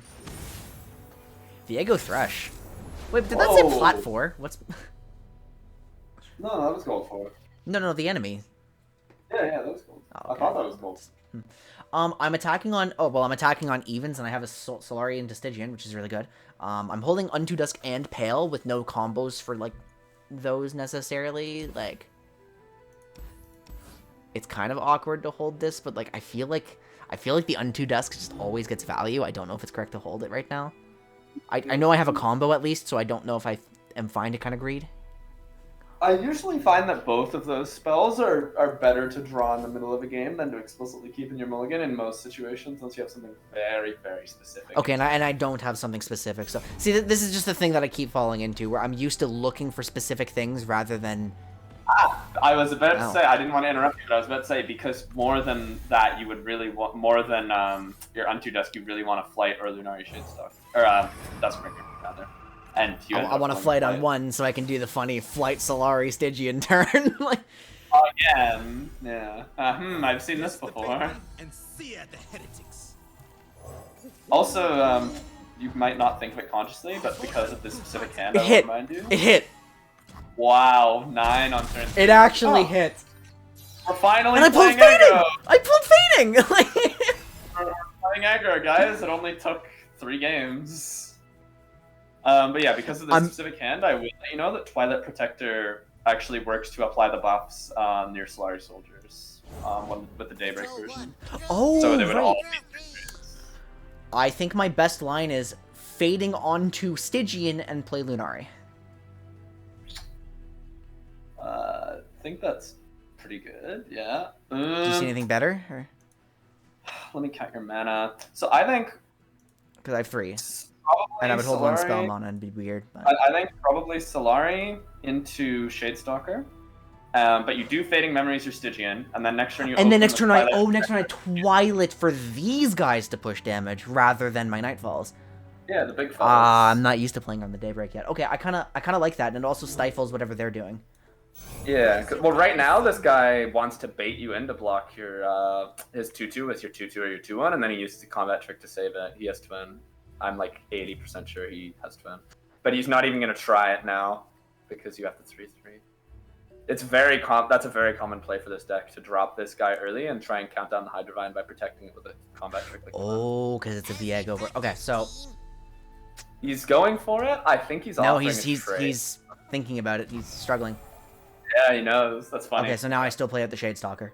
Yeah, it's a Shadestalker. And then it doesn't really matter that much when you fading. You just have to get your Daybreak version. Of Yep, Twilight. yeah. Well, I'll hold it for options then. Fucking piling on raw stats. Also, if this guy swings, I think you actually... Okay.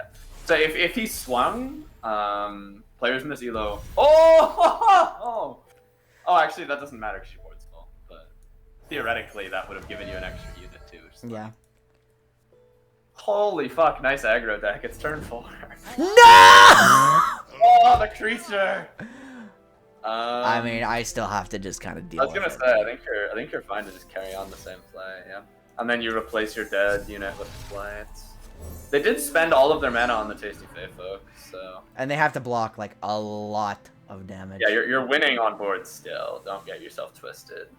It's just a little frustrating, because this, if they didn't have specifically that, I think it's probably lethal, right? Like, this is 9... Oh my goodness. And then I just full screen. It's 17. Whew. Holy fuck. It's 17 on 4. Oh. I'm wondering if this guy's just gonna accept Yeah. it. It's... No, I mean, they definitely still have options, right? It's just We left it Nocturne's for- really flipped. What the fuck? I guarantee that was not the highest value play they had. Whimsy! Whimsy! Okay. I mean, I guess. I Hey, wouldn't if I play pull a- Flight If I pull a until you Duke- see your next draw, because you might want a Nocturne Activator Yeah. on your turn 6. I'm just used to holding. Okay, Oh well, nice. yeah. You know what? We just. You just play a little bit, then you're happy. Bogus. Okay, I am not playing flight yet. I was gonna say, do not We get are your not Flight playing the challenge. flight into a challenger. Do not get your dick No sucked. way! You're swinging right now. Not Ah! get your dick sucked. I should let this swing, correct? It'll be able to block anyways. But I've Oh, Nocturne. no. Sorry, Nocturne. Yeah. You're good. I don't play this deck. It's fine. Okay, so Well, this is a nifty little Nocturne moment. Oh my goodness! Sense travels on the night What air. an illegal hand. Holy smokes. He comes down level. yeah, You don't even have to attack to level him. Which means, by the way, that when you play out this Onlooker, you're also cutting their power by 1 again. Jesus. So if they play a God. blocker, If they play like you just spilled all of your fries fucking everywhere. So did this guy. Yeah. So true. What is this spell? It must Vengeance? be vile. Oh my! But you still get Doesn't matter. labeled accident. Okay, so now that you've played The now that you've played Onlooker Vengeance, I'm alone. going to play my Stygian. Yeah, the onlooker alone is lethal. And because their power's already hit, so, and they have That- nothing else to develop, and so even if they did that, I'm too wide for them to deal with. Yep. Just let me hit, like. Okay, wow, that I high rolled. Yeah. So those are the games that makes everyone think that aggro is brain dead and broken in this game. Sometimes you do just roll all of your like really aggressive one drops into a hand that can effectively answer it, and then you steamroll the game. Not every game. Right, but that implies like my enemy probably mulliganed improperly and. Well, sometimes you've experienced it. Sometimes you try to mulligan properly, and then you get like 2 Tryndamirs, and you just really hate your life. Yeah, it does happen. Well, okay, so Prisma Nocturne. He's cool. I just like Shadow Isles champions, dude. Like, they're all cool. quite fond Even of- Nocturne is cool. So when Nocturne came down, he came down with his Nightfall effect. So I gave Thresh vulnerable, and then he gave everyone -1/0. So because Thresh got -1/0, he now had 2 power. So everything that was fearsome, Thresh could no longer block. While Nocturne's alive, everything else has fearsome. So they killed Nocturne, but the damage was already done because Thresh couldn't deal with the one guy who would be lethal. Nothing could block it. Well, 2 guys who were lethal. Both of them represented lethal, right? But yeah. I was just too wide for them, I think. And so, hold on. Yeah, and I'm used to in this deck just holding some cards to make sure I have triggers. I'm keeping my options open a lot, which I think is really good. I was not on Instagram. One more time. I'm yeah, best coach NA. I was keeping my options open a lot with how I was playing out my cards, where I was just making sure I had triggers in case my top deck changed something. Yeah, your sequencing was good. I liked it.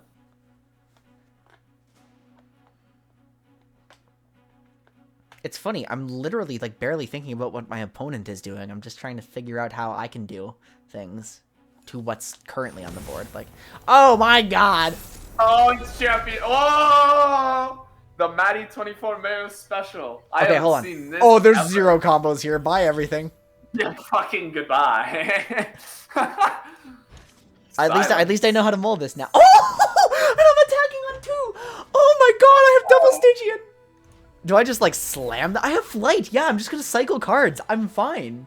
I'm gonna play flight on 1. 10 on turn 2? Rat Goblin. You might just block a Teemo on 1, which should be fine.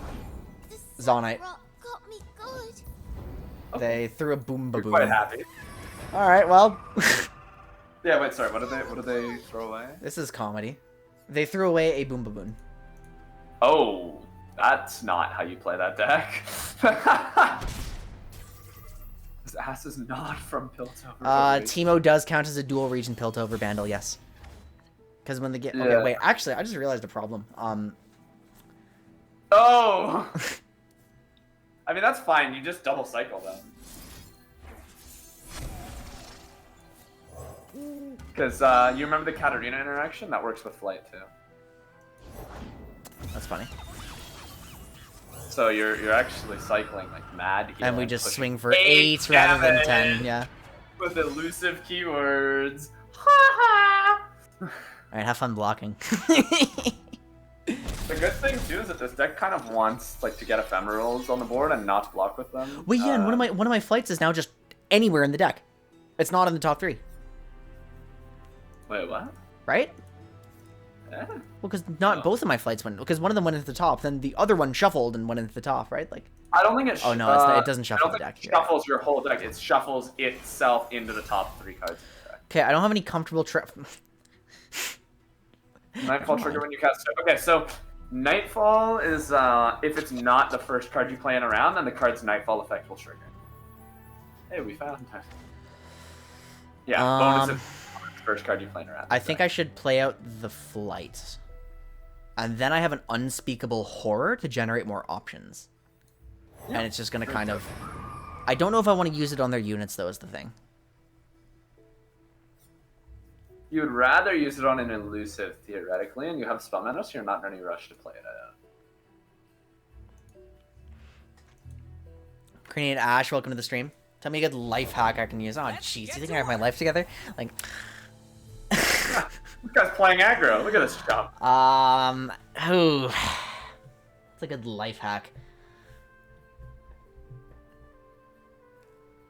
Oh, no. Here's a life hack. Here's a life hack. I have a banana on my desk for some reason. Are you ready for this? You don't open from the top. You squeeze the bottom, and it just pops open. Boom. Now I'm eating a banana, I guess. It's sitting there. Okay, I'm gonna pass. Yeah. If this guy's good, he drags your Stygian, and it puts you in an uncomfortable fork where you don't want to lose your flight, but you want to block the fork. Anything helps. Unless he just doesn't attack with flame jumpers. What? I love this elo. You actually do want the Forge Chief gone. Okay, yeah, because I don't want to give them free spell mana. So it's actually I would now unspeakable on this That's pretty fair. Yeah. and just allow the rest of it to hit and bypass it. Oh, wait, but how do I bypass it? This is actually getting kind of awkward.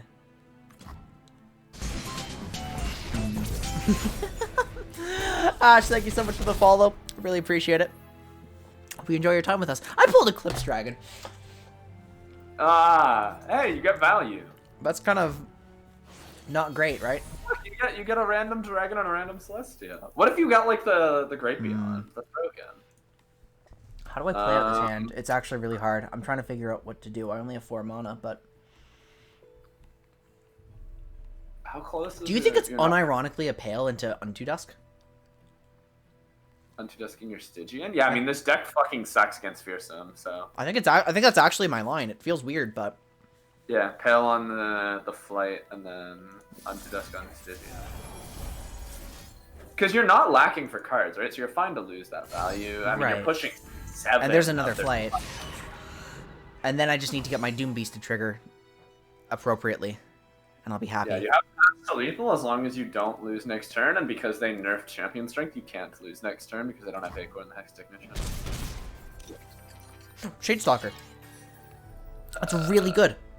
Actually, theoretically, there's a line where they play Acorn the Hex Technician, right? Yeah, never mind.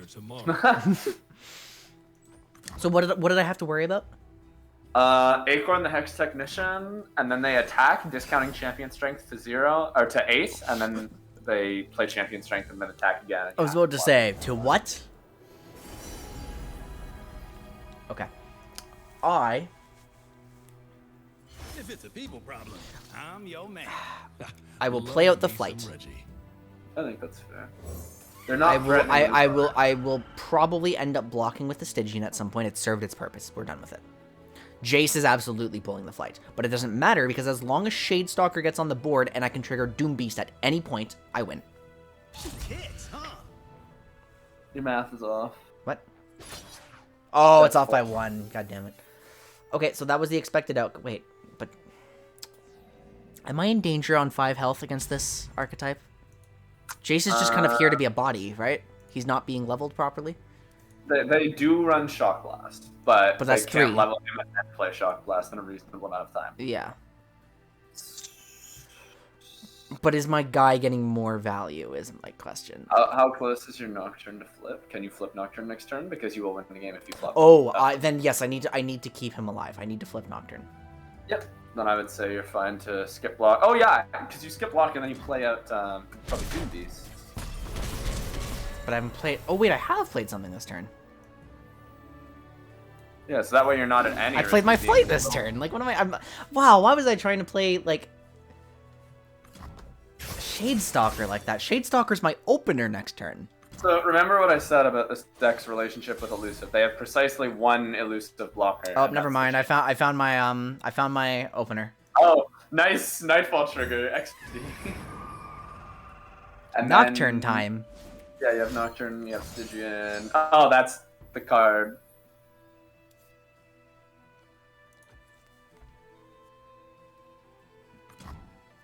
Hmm.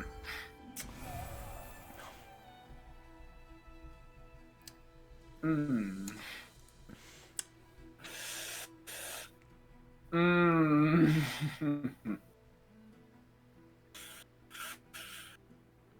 I lost. I mean, Nocturne's the only possible answer to anything here now. But So yeah, Prisma it is. I lost.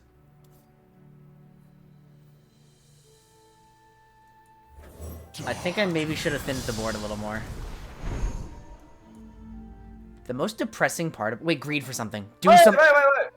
Yeah. Oh, yeah. Fuck. No, they have no mana there. I didn't have enough actions to ever get access to this, is the thing. Right? Huh? Okay, there we go. He was unresponsive for a minute there. I was hopeful.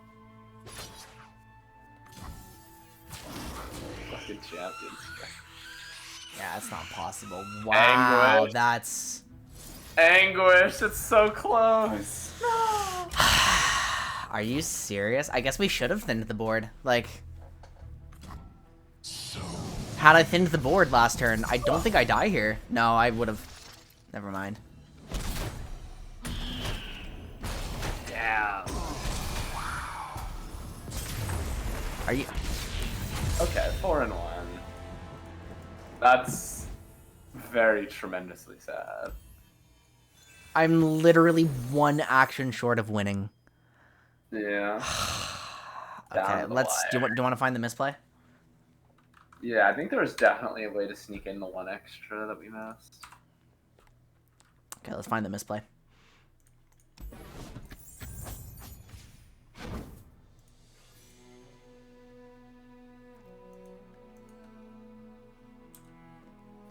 Yeah, so Okay. the deck is built around that card Prisma.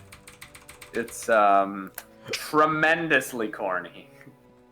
I miss Buried in Ice. I want it back. You're in the aggro dimension now. I want Buried in Ice. You How do will. you function without answers to things? You will win the game on turn 5, and you are gonna like it, maggot. Okay, I mean, I don't have a problem with how I played turn 1 and 2, obviously. Kill them before you need the answer. Yeah, turn 1 and Am I 2, still 2 times? like- I'm not 2 times. Oh, I'm not even clicked into this. There we go. So yeah, 8 evasive damage between your elusive and fearsome is very good. And the mulligan made perfect sense because I just didn't have combos. Like, I Yep, would never do mulligan's anything else. So, I'm happy with how it opened. Oh, this unspeakable horror gets used on the Forge Chief and not on the Nexus. But you're still. But that doesn't change anything. I'm still 1 short.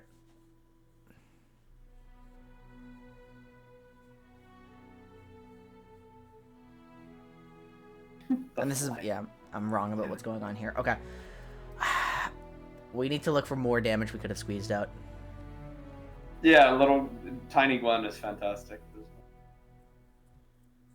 So I play Flight here, right? Yeah, No, you play yeah, Flight. I do play Flight. I do play Flight. The intention being to Unspeakable Horror to generate something else, I think? Yep. And then they play. And I use this on Chief. Nexus, right? No, use it on Forge Chief. Oh, yeah, okay, that's right. Okay, Because so you now know- we also have to track that 1 spell mana.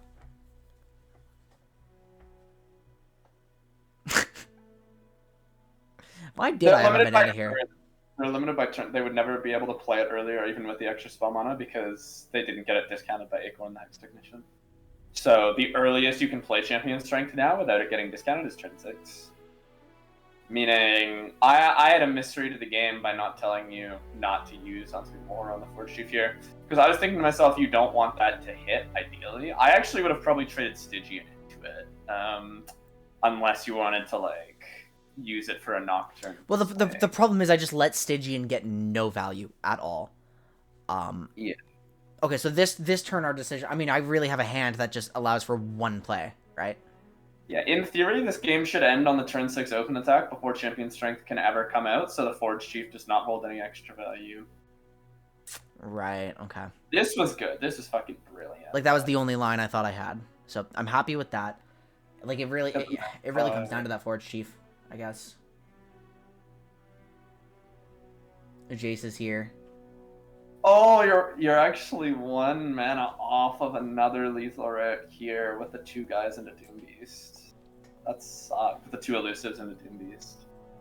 Wow, that fucking sucks. I needed a blocker that starts generating my combos, so it had to be Flight. Oh, but if this flight lives, it's lethal. But, like, nothing could have changed that, right? Like, wait, hang on. No! I should not have played flights. Yeah. If I didn't play flights, and I sacked my Stygian, then it's... You had exact. I had exact. Oh! There it is! That's the mistake. Wow! I needed to count them to make sure they didn't have lethal. Which they... Yeah, your way of denying them lethal wasn't by denying their Forge Chief Spellmine, it was by killing them before they can cast it on the turn 6 open attack. And, like, because That's fucking wild, because dude. they literal worst case scenario, I still have my Stygian to block whatever they can, like, buff up, and I'm good.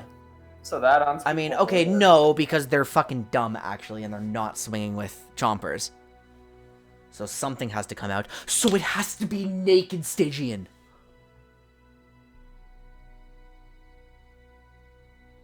Darian, I have to play Naked Stygian here. Yeah, that makes sense. And then you have mana for Flight, Shadestalker, and Exact Lethal. Wow, dude. Really? I have to Wow. play... Are you serious? Whoa. That's so cool, but also, what the fuck? That's so crazy. I had to play Naked Stygian. See how the versatility of a card like Unspeakable Horror is such a plus, but also such a minus sometimes. Well, it's just Nightfall in general. Horror and a slightly more insightful unit play here means that we actually do take this game on Exact Lethal. Bar like Mystic Shot answer, but I don't think this deck really runs fast speed removal. I don't. Well, no. I mean, the thing is, at this point, like after they swing and I have Stygian here instead of Flight, then I play out Flight Shadestalker, and then I just have to Doom Beast. Oh, But yeah, but I guess where do I get my Doom Beast trigger? Like that's kind of hard. And does Stygian not block here? No, because I'm now thinking about Nexus Health too late, so Stygian doesn't block. So now we have another problem on the Champion Strength turn. And at this point, I was thinking, like, do we want to try and get a Nocturne leveled up swing off? Because that will give you lethal, but you just don't have the actions for it. I don't have the actions You anymore. had to kill them on the turn 6 open attack, because we have to assume that this deck has Champion Strength and mulls for it, and it tries really hard to draw into it. Yeah, we just played it wrong. Wow. Okay, I mean, I'm now not mad. I mean, I just misplayed it. Yeah, But like that line is so hard to see. I feel bad because, fun fact, not with all these whack ass like million champions, but this deck, Demacia PZ Champion Strength, is my most played deck this season. I used it to single handedly climb from Plat 4 to Diamond 4. So I should have recognized a little bit more of the deck's game plan. I learned something cool though. That was fun. That was a very good Vladimir. Wow. Yeah, you had to kill them on turn 6 open. Interesting. Wow. Exactly. Like, so small on what? Turn 4? On 5. 5? But, like, the horror as well. Oh, the horror as well. Yeah. The horror was also a misplay. Actually. Because that, I think you did need the horror for... I needed the horror for lethal if... Oh, yeah, because I didn't have any Doom Beast triggers anymore. But here's Second Flight. I'm like, oh boy, I got so lucky. Oh, look at all my elusive damage. Smile. Oh no, what happened? 1 off. But if I had horror here, yeah, like... Well, hold on. We need to check one more thing. Yeah, no, it's not possible for them to have Champion Strength on 5 with Forge Chief. It's not. Like, I should know. I try to play FTR. I know how much mana you need for stuff. And, like... It's very Yeah, simple. you have Ramp, they have Acorn, the Hex Technician. Oh. And a Rally. Yeah, very cool. Wow. Naked Stygian was... Because the value was actually in the flights. And Wow. I have to be able to play it. Oh, okay, cool. Very cool. I mean, once again, it's like, if I have Flight Shadestalker, I'm still off by 1. Right? No, because... I mean, I would never be planning around my top deck Flight. But once I top decked it, it would have been there. And once I had the Unspeakable Horror, yeah. So yeah, okay, whatever. It's Let's get two rid of separate top mistakes. deck flight and assume you had last turn's flight instead because you should have had that one. and you Well, should no, have but played here's it. the thing: I need this other flight to actually push lethal like this. Because I can't proc you Doom wouldn't Beast. have the Doom Beast in that theoretical Yeah. world. Yeah. So it's a combination of the horror thing and the other thing. It's two plays. It's two plays that made me lose. Wow. That's actually insane. That's really cool though.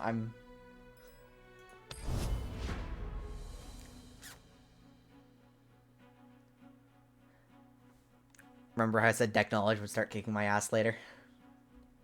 That's a line that requires me to know exactly what the enemy deck's doing. Yeah. I'm shocked that we saw that, by the way. I have not seen a champion strength swarm deck literally since it got nerfed to 9 mana. I haven't seen it. Plunder! Whoa. That's interesting. I've seen this in Masters a little bit, but I didn't know that it had seen play on Rest of the Ladder. Okay,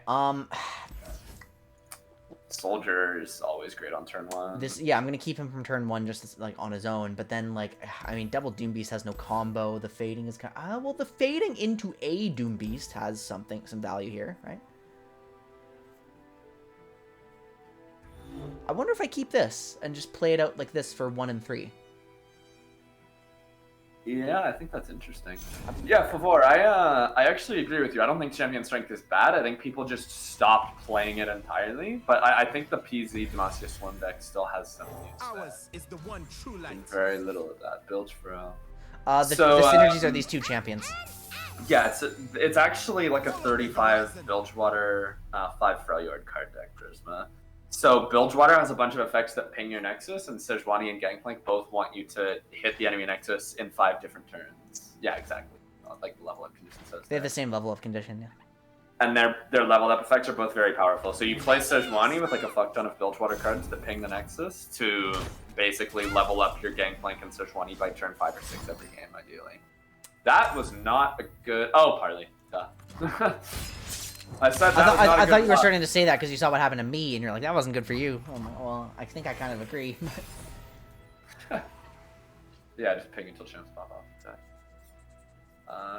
Oh, this is like... Oh, no, this is actually fine, because it gets you a good This is turn definitely 3. okay. Yeah, I think it's no longer about playing Doom Beast on 3, it's about playing out this.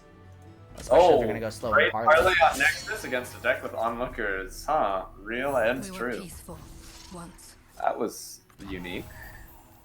Yeah, just... No. See, they're already gaining progress. Okay, so Dusk Petal, Shade Stalker to try to make a reaction come out, and then I play Stygian. Their Yep, because sense if they travels make it in rain, they my could head. put you up. So you want to try and get them below that, ideally, by playing, like... Oh, this deck doesn't really have 3 drops, actually. Life sucks. Oh, wait, there's a universe where you put... Oh! Huh, this deck does have 3 drops. Crazy. I think you just push for the 8 What did he improvise into? Pot of Pain, which is useless in this matchup. Absolutely useless. Or Pan of Pain, rather. Yeah, I would probably just double onlooker. Double onlook. I honestly. mean, he's gonna block the 1 is the thing. Yeah. I guess that kind of doesn't matter. The other one is just a 1 mana decimate. It's this like a parlay? that kind of- Oh man. Oh, hang on. Oh, it's a tune! It's a fucking attune unit. I'm trolling you so hard. I saw he played a 3-drop, so I said, oh, you can go all in on the Stygians, and I But he's- forgot that it's a 3-drop with a tune. I'm still gonna do this. Yeah, it'll take a trade. And they don't actually get the effect on your Nexus either, which is good.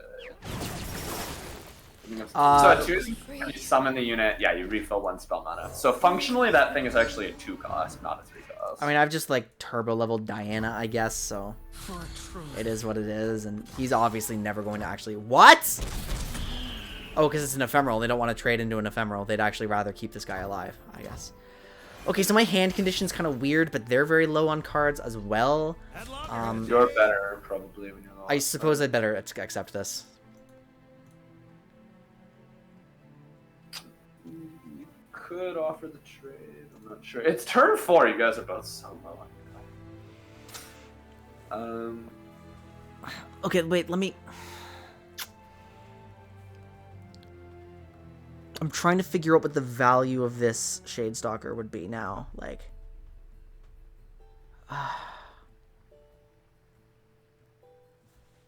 what's my next play? What's my next play? I think... Do I care? I think I don't. I think this is actually driving my turn 5, so I think I actually need it. Okay. And the reason I'm thinking that is because I'm going to play out a Naked Shadestalker so I can generate a Horror Ping and start refilling my hand with more options. Yeah. Yeah, so Prisma, Attune, the value of Attune really depends on the deck you're playing, in my opinion. So, like, this is a deck, like I said, that has a bunch of cheap Bilgewater spells meant to ping Rip your Lewis. units, which means that the little bit of extra damage is quite nice. What do I pull?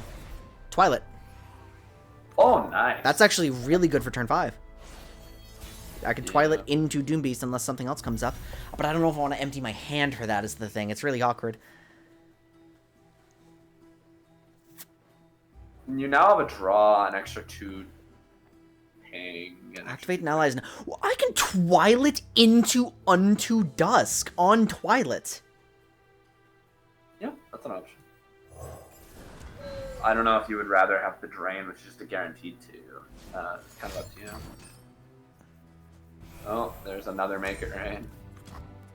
Jesus, this guy. Well, I mean, like... I think you're pretty happy. I'm still pushing 2 either way, and I'm drawing now, and it's guaranteed to trigger now, and I don't really have any other triggers. I'd rather draw into another trigger. So I think it's probably this. Beautiful! Forgive me. Yeah. Get shipwrecked. Also, yeah, Twilight buffs itself, which is quite cute. Because it's... You play Unto Dusk on Twilight, and it grants itself +1 attack. Are they bricked? Wow, that's bizarre. It's gonna be like set. Just probably sedge that.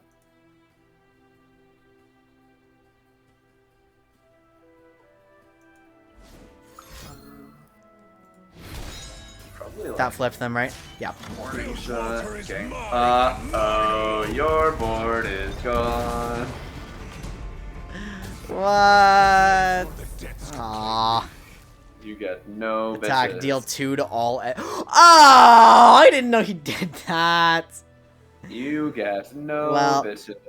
Okay, let's go ahead and just pass and allow him to swing, as he obviously will. Let 'em bleed out. And then I can play out my Duskbringer. I mean, it would make no difference. And this makes no difference too, right? Yeah, it makes no difference.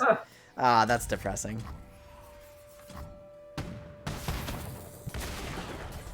Brothers, Damn! Okay, well, anyway. only a fool would enter battle unprepared. We slurp the enemy Nexus a bit. We Yeah, pray love 'em. for an Unto Dusk. We probably end up open attacking here. You have a force game like ooh, Twilight? Does that I think change You can things? Dust- try playing for value here because they've used so many board pings, right? It would have to be like Sejuani into a warning shot here just to really show I'm just concerned that playing any other... I mean, no, it actually doesn't make a difference because I'm just... Okay. Let's hope. Her flowers bring the moonlight with them. Because any unit they develop puts me in the same situation. Okay, it is Sejuani, so this is probably a mistake. Bow to no one. Okay, don't that have definitely road. blows. You don't have a road lethal unopened anyways. Well, no, but I maybe had some pale stuff, and like, oh, what do I do? Like, See what you It's get from our Bill. time. That's kind of it. okay, yeah. I think you have to see before you attack in case you get Nocturne, then maybe you have something. Come on, pull me a card. Diana. That is a champion. And she is But quite she's not leveled up. helping me. I mean, I don't see another option that I have. And follow no false I light. think I did lose. Find your own light within the darkness. Yours is a light I cherish. I have no sister. cards. Okay, how do I play this out? No more I'm gonna swing at the Doom Beast. The Doom Beast, I guess it really doesn't make a difference because the keg can't block anyways. I'm only pushing 2 is the thing, like, Yeah, it'll always be 3 off. and I will never pull an Unto Dusk that actually triggers this Doom Beast. The Sejuani Come, a new sucked, phase but awaits. I think you kind of had to hope it wasn't Sedge. I think the misplay actually came earlier. I think it was turn 4. Go back and look at it. Let's watch turn 4 then. It was the block when you had the Shade Stalker and you attacked with Piltover and cast away. I mean, I don't see a single thing I could top deck that would actually help me here with no cards in my hand as a Nightfall deck, so... Yeah. You're gonna get Noxian Fervor, bro. Trust. Oh! He had it exactly, Sejuani plus Bang. Are you kidding me? So it never The would thing have that done I anything. I said think at like, start of turn would have fucked you up. the only line that can kill me with that hit. I should have kept Diana, but it wouldn't have made a difference, so... I mean, yeah, you just can't. It's Gangplank level, you just can't open lethal. By her entrails. Yeah, the first time every round that you damage Nexus left. Yeah, see, this is why you play a deck that turbo levels Sejuani for this one, because that is a very good effect.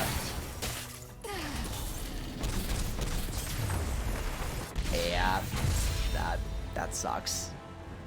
Okay, let's watch the turn 4 then. So, because you lost 2 units for free on turn 5 because Gangplank came down level. And Or that's maybe- and I let the guy hit. Yeah, exactly. I was Because- saying, I don't know if you want to let them get the level up progress, and you said I think that Shadestalker will drive my turn 5. Or sorry, it was turn 6 that you lost your board. You know? Yeah. It didn't end up biting me in the ass because, like... Did you? Ooh! Ow. Whoa, oh, but it's the shit champs. Life sucks. Yay, Rise! I have enough to make a Rise bar now. Woo! Woo! Yeah, baby. That's what I'm waiting for. That's what it's all about. Woo! Life is hard. Wow, wait a minute, I'm rolling in dough right now. Champ fucking sucks. Zillion. Raz Bloodmane, oh my goodness. Oh, the Doob Lord! He has a PhD in Doobonomics. What did I get here? Essence powder. When did I complete a quest? Okay. So Alright, so yeah. depending on the exact quantity of pings in your opponent's hand, you may have still not ended up having lethal, but you at least wouldn't have gotten your board wiped on turn 6 because Gangplank would not have come down levels. Yeah, but either way, like it's... Jeez, I guess I just didn't know what Gangplank 2 did, so... That was 2 units, right? It was like a 2-1 and a 3-2 or something. Like a 2-1 and a 3-1. I lost 2 Shadestalkers. I think I did it twice, to be honest. Well, here we get blown out by the Make It Rain. Yeah, the Attune was just like fucking silly, but I don't know like if you had great options to hold your spell mana. Oh, because especially because they would have gotten another Gangplank trigger if they'd used it here. Yeah, because Gangplank would have flipped on 6 anyway had I not lost my board. Right? Yeah. So, Yeah, so this is where I decided. I thought Shadestalker was going to like push my next turn forwards. So what did she end up doing? What was the payoff? Here, I just used Unspeakable on the Nexus to try to generate something useful, and it did generate something useful, but the Twilight was actually what pushed the game forwards. Right? Because I had Twilights, I mean, I couldn't know what was coming. I really couldn't. Actually, I also got unlucky here because Make It Rain could have just hit units. Yeah. But, like, doesn't... Unto Dusk him. I mean, like, am I wrong to try to push this? Like... To grossly oversimplify, you tried to full on race in a scenario where you just barely didn't have enough gas. Okay, but was there a line where I could not race? Blocking the dude means that your board, right? Yeah, so these are, the double Shadestalkers, the 3-2 and the 3-2. because that warning shot levels Gangplank. Which means So- I lose my guys. Gangplank would be 4 out of 5 here if that turn 4 block had gone through. Presumably. And then, yeah, I guess it doesn't matter that they're at 7 because I can't finish it. Like, I don't have any push-through keywords. These guys are dead. It's the fact that you lose this 6 damage on the board. Yeah. It doesn't even make a difference to block him or not. Tremendously sad.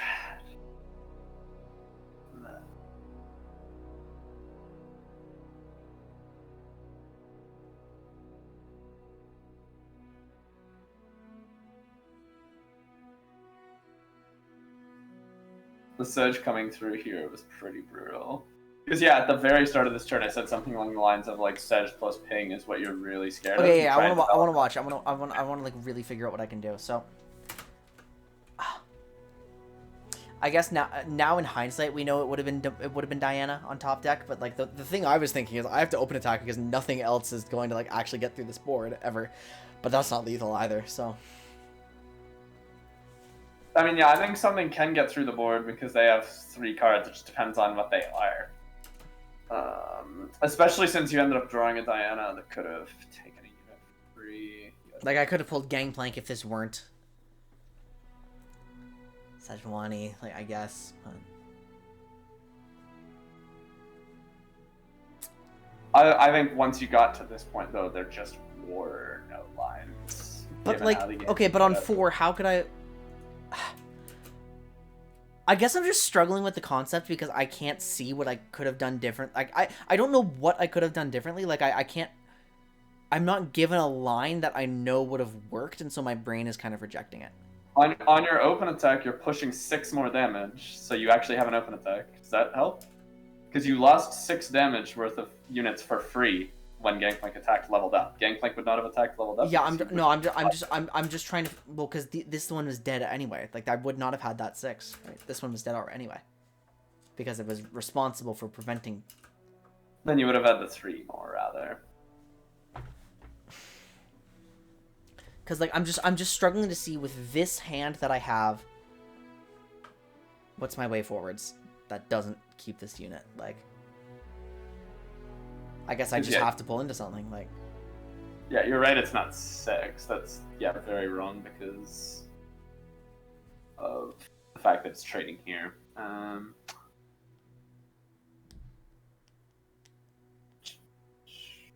What ended up being on the top? On the top of your deck was like a Duskbringer, right? oops. So yeah, I chose to keep this thing alive. But like, what do I play? Okay, if once I trade away my Duskbringer, what do I play on this turn? Anything? Like, And yeah, you're in an awkward hand state. You can just play out the 2/3 into the Unspeakable Horror as you did in the game itself if you want to. Like, I don't think that was a very bad line. Assuming everything went the same, it would have still given you a decent Twilight Protector, right? oh, okay, so like, so the real problem is that I'm just. Alternatively, though, so yeah, you get Twilight Protector, but you top deck Shadestalker. Or, no, the 1-man. Oh, you get Unto Dusk. It's not until the next turn that you get the 1 draw. Which actually, in hindsight, does kind of make this Shadestalker the driving force. Like, I end up using it on the Twilight. Like, I find this line to push what I think is as much damage as possible, but, like, maybe I'm just too anxious. Maybe there is no winning line anyway, but, like...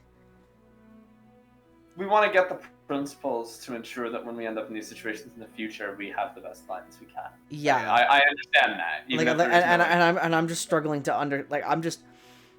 I'm now struggling again with kind of the identity of my deck and whether it's okay for me to go for value there instead of trying to race. Like, I guess either way, I'm just hoping something good comes up, aren't I? Like, because I'm only thinking 2 turns ahead rather than... I'm only thinking 2 turns ahead and not realizing that I'm then at the mercy of my top decks anyway. Yeah. Yeah, so I think just my lines are too short for me to realize that I would have run out of steam. Yeah, that's a good way to say it. So if my lines are if my lines are too short for me to realize that I'm then out of options on subsequent turns, then I should realize that I'm out of options no matter which one I choose, so I should try to play for value, because I guess I just can't foresee far enough ahead right now to know that I don't have lethal. Yeah, I mean, you can. I think you can end the game on the same turn. I think you can end the game on the turn where you tried to end it, which was what, turn 7? I think you can probably end the game on turn 7. Just because you are playing the quote-unquote value line doesn't mean you're necessarily playing slower, if that makes sense. It's just you're getting more time to end the game because you're, with minimal sacrifice, stalling out their win con, which their win con in this game is slam down level champions ASAP after picking up. Okay, yeah, I can handle that one. I can handle that one. Where I just failed to see far enough ahead. And value line isn't a slower line necessarily. That's weird. That's so weird. In the grand scheme of the game pace, because you're right, you are sacrificing immediate tempo by losing your 2/2 to trade for a unit. I know why you are comfortable doing this and I'm not. Yeah. When's the last time I had like less than 4 cards in my hand before today? I was just thinking that. Yeah, it's funny watching you like completely lose your shit when you have no cards. I'm squirming and I don't know what to do because like I don't have anything in my hand when usually like I have 9 cards in hand and I can very clearly see what I'm gonna do on my next few turns and I don't have to hope for top decks because I know I have options. Yeah, I don't know what they could be, and I feel uncomfortable, and I'm not accepting the principles because it's like, how can I know? Like, I'm not. It's weird. It's gross, but I guess that's just kind of how it is, right? Like, I can't know. I'm kind of rolling the dice. Like, you end up in those situations sometimes. Gross. Okay. Ugh, I don't like having small hands. True. Ooh, this is unpleasant. That's quite funny.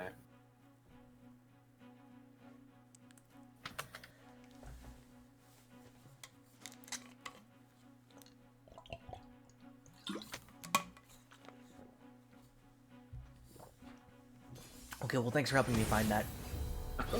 Red Gwen. Red Gwen again. Okay, here we go. Okay, so... Oh, yeah, and it's also at odds with how I mulligan, too, right? This is a gross start. I mean, I don't usually want to keep an Nocturne in the opener because he's too slow. At 4 cost, but... Aggro players be like...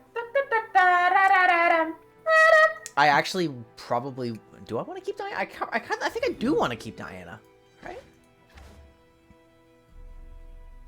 But then if I'm keeping Diana to remove some of their value cards, I would rather have a more consistent combo than Shadestalker. Yeah, I think so. So I believe that I'm all like this. And unfortunately, I don't find a good line, but I do have a way to... Oh, well, never mind. Just need a second. Okay. Only a fool would enter battle unprepared. If you don't swing, you don't know how to play your deck, and I would trade. You leave Yeah, me no absolutely. It's a recourse. very good trade. Because me pushing 2 damage here can't matter nearly as much as just relieving some of the pressure at a safe time and then starting to, like... Okay, so I guess I Dusk Petal Diana? Yeah, I can't see any better option. You could theoretically pass because this guy is also playing a tempo deck and wouldn't really want to pass back that much. He might get a free, like, Butler that you wouldn't otherwise get. I'll trust you on that one. I'm not. Yeah. See, it's me trying to. Wonderful. And I'm feeling good. That's really funny, actually. Please make yourself Oh, actually, yeah, this is better. I like this more. Well, this is the kind of line that I played out last game, right? Yeah. Wow, they're letting it hit. Yeah, players really fucking hate trading into ephemerals. It's a bit funny. Wow, Duskbringer. another guest. I think I do have to kill one of the butlers, so I think I probably play Duskbringer and... yeah, Duskbringer.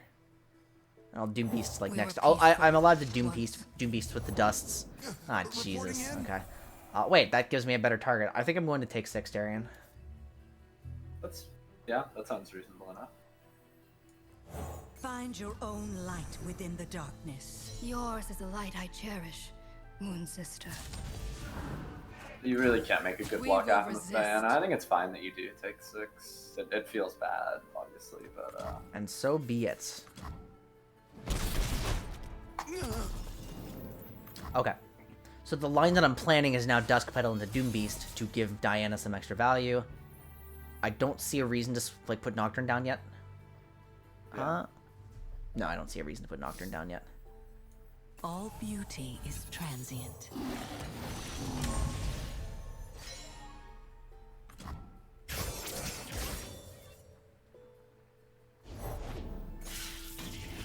Okay.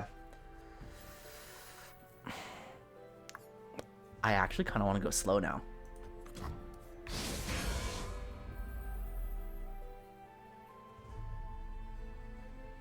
I actually don't want to swing with Doom Beast now. I think it's correct to go slow this turn. I'm now playing for card advantage against a similar paced deck. Yep, Doom Beast, having multiple Doom Beast drain effects is very, very good for you in this matchup.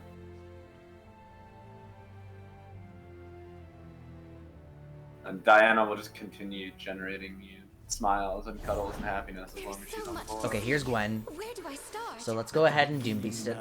Bloom and fade with the morning. And I can now throw a Doom Beast at Gwen with Pale. Wait, no, that wouldn't work. That's not how that works, yeah. Damn, that's Nothing depressing. there. It's really depressing. Okay, so Gwen has no Hallowed right now, by the way. Yes. It's unfortunately now time to give her some, though.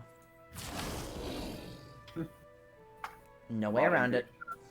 So be it. Alas. Nocturne is Nocturne's not stunted. But Nocturne can actually do some stuff for me next turn, anyway.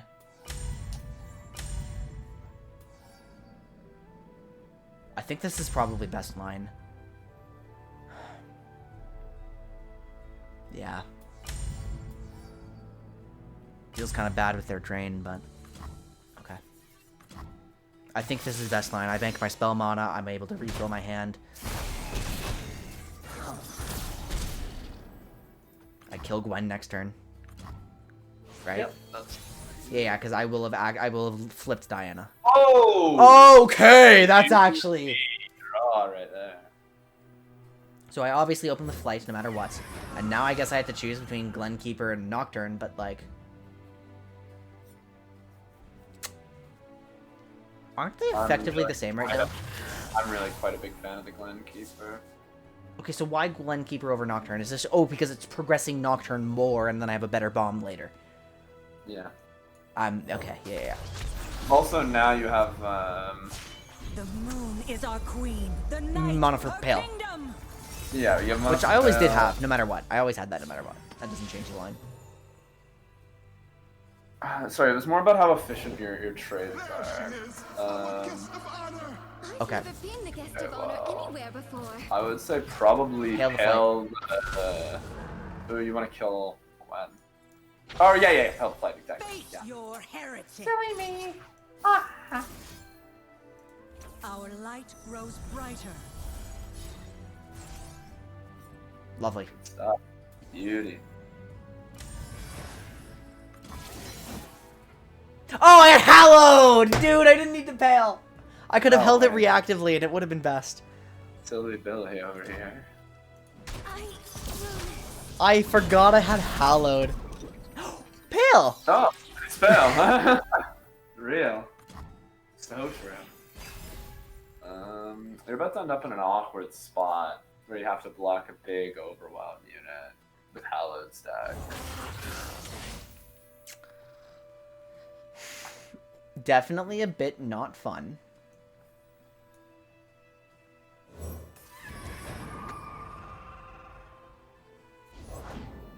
Oh my god. Empire ruled by the true king. Oh.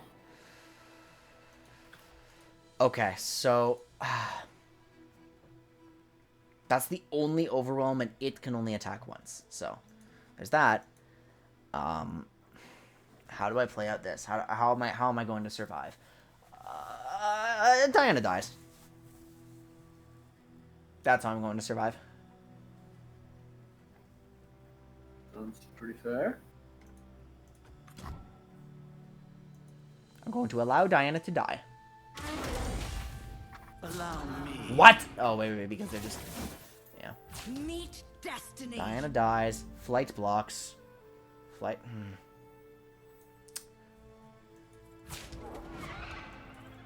Wait. Oh, I misplayed. I didn't count. I mean, there's something that you survive on one for one action, but Who would... It's this. Moonlight guide me. Oh, I messed up. That doesn't do anything right now. that's the first time you've seen that in any of the games. It by the is. way. I think that's quite funny. Oops. I did a bad. Well, I guess I have to play you, so. Otherwise I lose. No one is overwhelmed, at least.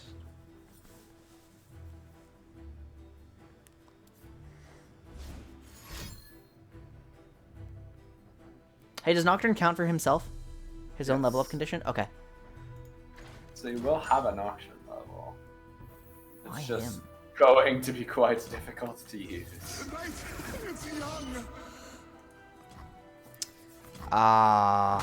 There's no way I won 4 in a row and now I'm gonna lose 3 in a row, right? Do I just play out Nocturne right now just for mana value? I think I do. I think that's correct, because you taught me this play in the AI game. Yeah, I don't know if you'll get better spells. Well, like, I can't friggin' use this Moonlit Affliction unless I top deck some... okay, what do I do here? This is actually really interesting. Okay, when Nocturne flips, what happens?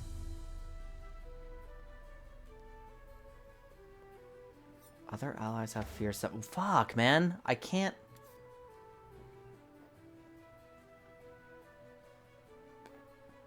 Wow, I have to Naked Doom Beast. I think so, yeah. Watch as it's like Blade's Edge. Some weirdos do run like one main deck Blade's Edge. No going. Oh! I don't believe it, man. Alright, well, I lose. And I have to, like, declare what this is, too, right?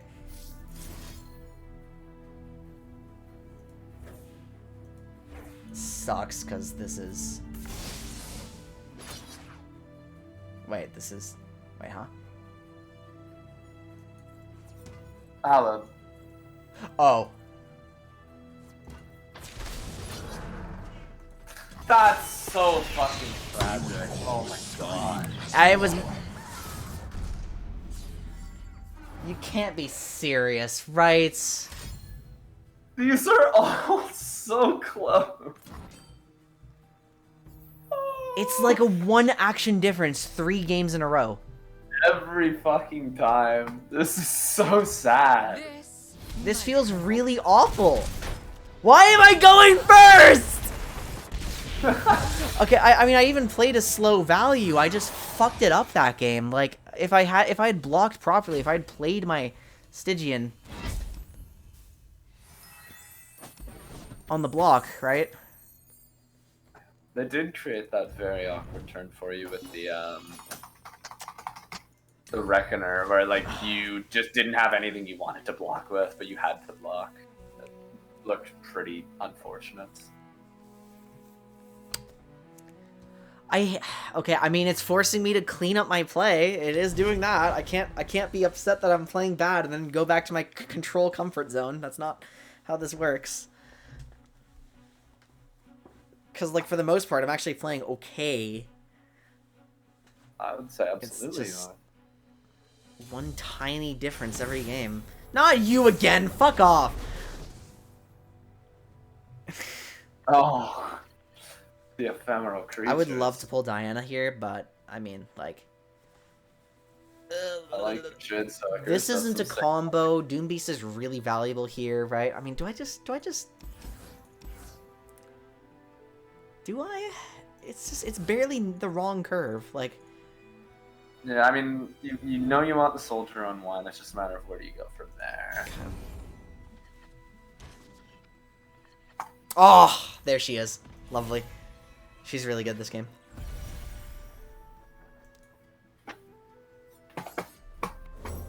I'll have a fading Solarian to Stygian. True. Okay, this feels a lot more comfortable. And then Diana can come out on 2, and I just wait for her to get value. Yeah. I have a really comfortable... And if you use your value engine to block me, I'm really happy about that. Okay. Awesome. Okay, yeah, I'm feeling good about this one. So then you have to act first, and I get to decide whether I want to play Diana or not, which I do. Probably. Or I also have fading into Shadestalker as a blocker. But it looks like I'm going to be okay, because I'm going to take like 4, right? Yeah. But that has to be okay, because it'd be better for me to play Diana. Question all that you are told. Because nothing made him, like, gigantic. It's 2, it's 2, it's 1. No, it's 2, 2, 2. And I will throw my Solari Soldier into this. After... Oh, never mind. Okay. I am holding... Oh, I misplayed.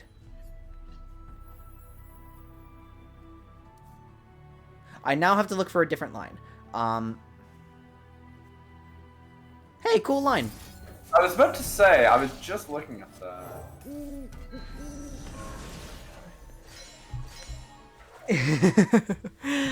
I misplayed because it was supposed to be fading last turn so I could Daybreak the Soldier because I forgot that I would kind of screw up my own condition there.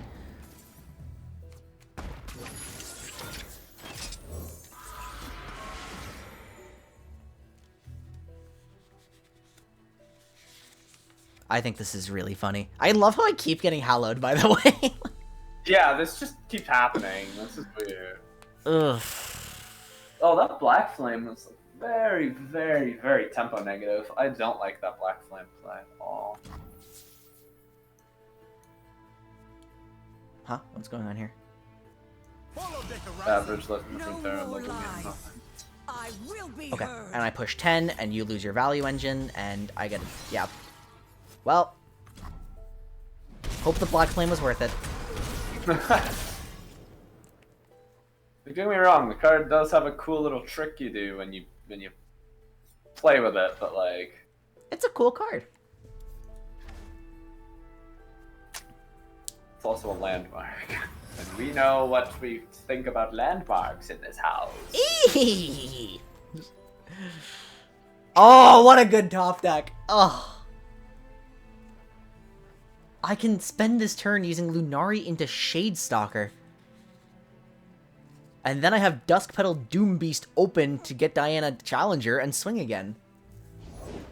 Without a sound. Yeah, I have a blocker too for Zed. Night flowers upon my blade. The It's so promise of a new comfortable. moon upon you, Bloom Tender.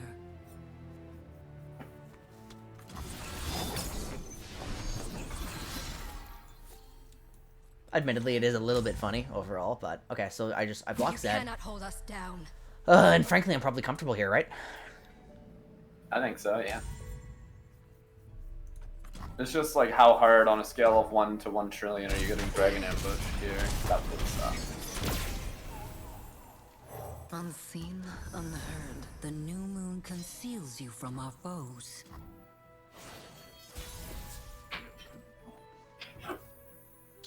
I'm trying to figure out if it's actually Nocturne.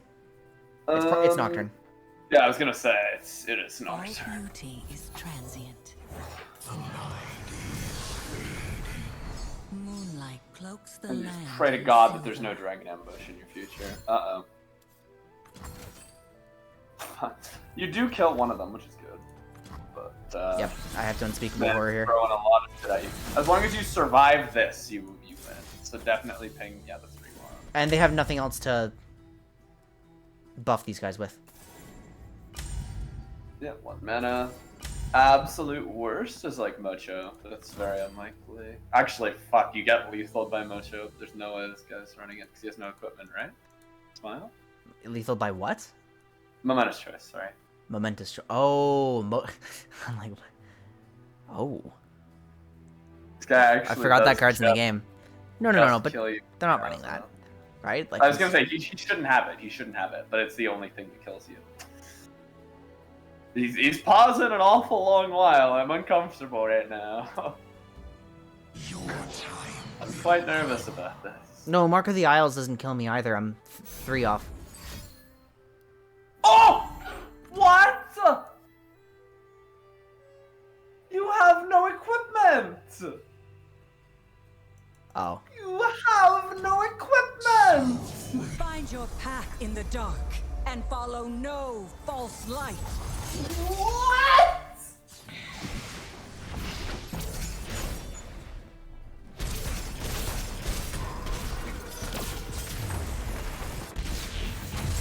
Did you see what it just gave me?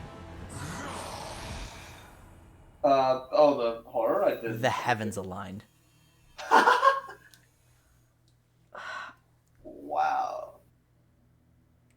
Holy shit. This is so much harder to play than what I'm used to. It's like... How did I go from a 4-win streak to a 4-loss streak? I like your net LP gain in spite of that, by the way. That's quite cute. It feels so bad. I'm trying to learn stuff, but I'm just like it never feels good to loss streak ever. And now I'm just sitting here thinking, why the fuck am I going through all this effort when I could just play Field Rush and like know how to play my deck? Like when I don't have to care about these micro interactions because they can't possibly be swung because my tools just fuck you. Like, Real. I guess I should have declared a blocker, but like, I didn't That's even. just so I mean, I played around Twin. Like that's what I played around. I thought they don't have Twin mana. I'm fine, but Yeah, I'm just thinking that deck runs Darken Fan, and that's it. So I'm very confused as to what that card is doing in the deck. But I mean, fair play to ya, I guess. Well played. Very quirky.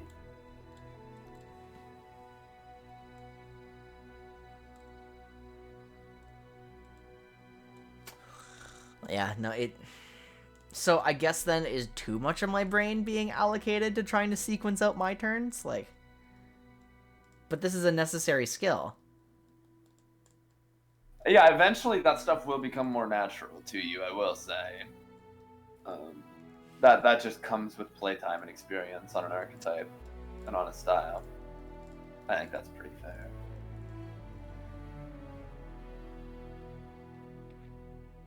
I'm gonna get some food. Okay. Wrong button.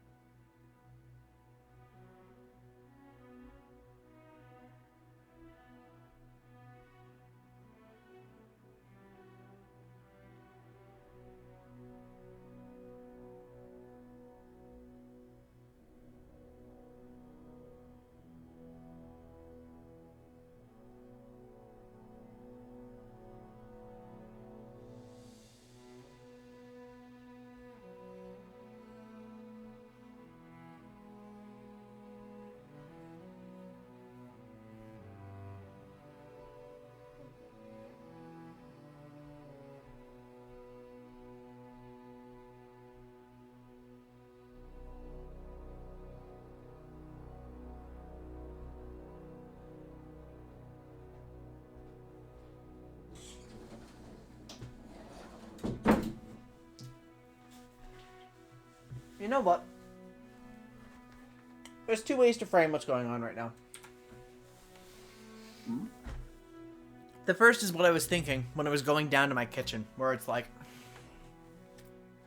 dude, it's so sad that I can pilot an aggro deck for like the first time genuinely, and still recognize like when I need to play for value, which is unorthodox, and still recognize like, or and still start being able to sequence out some hands in ways that I wasn't able to before, and despite that still lose.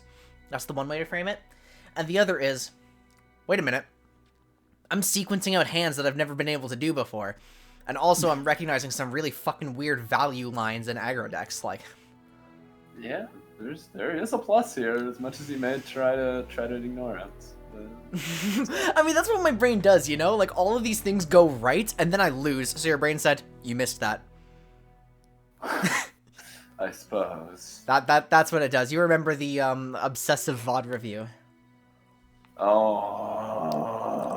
I mean, I did everything much better than I usually do in like. So guys, this was for context. This was an off-stream League of Legends game that I played at like 3 o'clock in the morning with like all of the goons in Discord, and I was playing Fiora top lane because I'm not a top player. And I played like the best Fiora lane of my life. Out of that lane, 5,000 gold up, 6-0, 2 towers down, completely gapped a Diamond 3 Camille. Wasn't even close. And then I lost the game. Because I was mad. I played the best lane phase of my life. Like, humongous improvement as a top laner. And I was mad because I lost and I missed something. And then I learned a principle about how to do lane assignments in the mid game, and so my brain deemed it worth it. That's why I did it.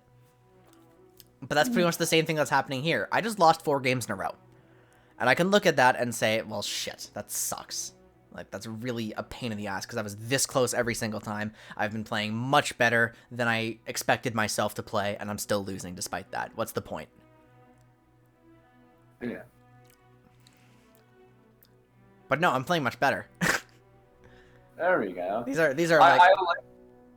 I liked something that I forget who said it. I think it might have been Whatamai himself that said it, actually. It was like him or Jason Sensational or someone, but someone said that the best advice you can give to someone who is growing as a player, and all of us are growing, but you know, your level of growth, it's faster because I'm lower ranked. Like, exactly, you know what I mean. Decreasing fucking return on investment or whatever the actual term is.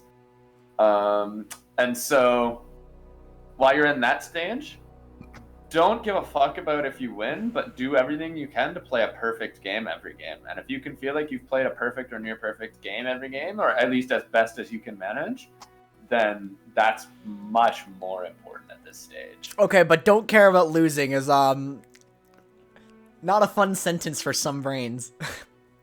What happened to Mr. What happened to the guy who doesn't play League of Legends to win? He plays it to improve. I know, but I have gotten so much better at doing that over the years. But a big loss streak will always still hit. Right. I suppose. And when the emotional brain comes out, you need to go and recontextualize things and make it feel better. Because it's not going to care about logic. Fair enough. I'm so sad I lost to that. But yeah, I mean, the aggro games are swung on more specific interactions, so. Yeah, there are fewer. Fuck off! Oh, at least this one's Targon bar. This one's like slightly more fun. Keep nothing. Yeah, I agree. I'm getting better at the mulligan here. Okay, I have a sequence. And I'm sure I will draw something to make the Glenkeeper turn on 3 a lot easier. I'm more focused on what my mom... True? Yes! So real. Oh my goodness. That's the... inspirational if you think about it. Good, because Diana's coming out on 2, so. Actually, yeah, I suppose that is quite nice that they throw me in. Alright, here, Solari Soldier top deck into GG. Facts. How cracked would that be? You're gonna get it right here, watch. I blessed your deck, my friends. It's coming, right now. They're manifesting. At least it's from your regions. Reggie is fair. Just wait until Sarah Queen comes out. I like Reggie. Reggie is good randomness. Like, Reggie's my fucking My boy, yo. everyone My God. loves Reggie. I help when I can. Shut up when I can't. Reggie's mi amigo. Let's get moving. And obviously.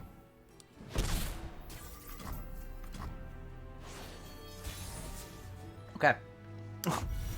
Good enough. Night flowers upon my blade. The promise of a new moon upon you, Bloom Tender. Bloom tender.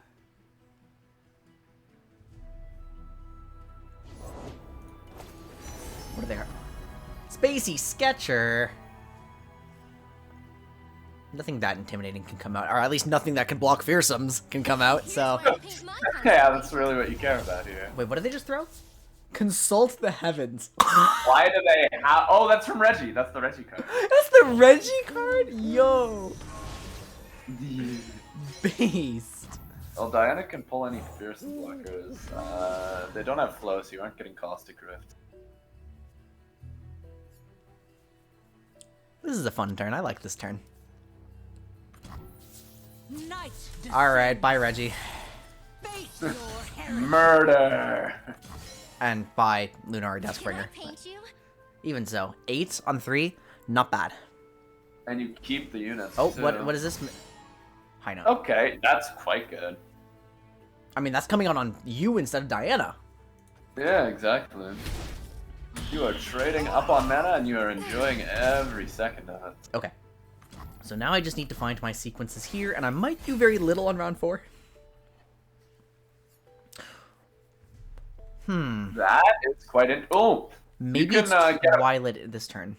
you can get a big swing with the double Sun, run, fucking doesn't have to rhyme. sapling next turn. That would be quite funny. Double sapling next turn. So it probably is just I play out the Twilight Protector to go wide, and then dump the rest of my board this way, right?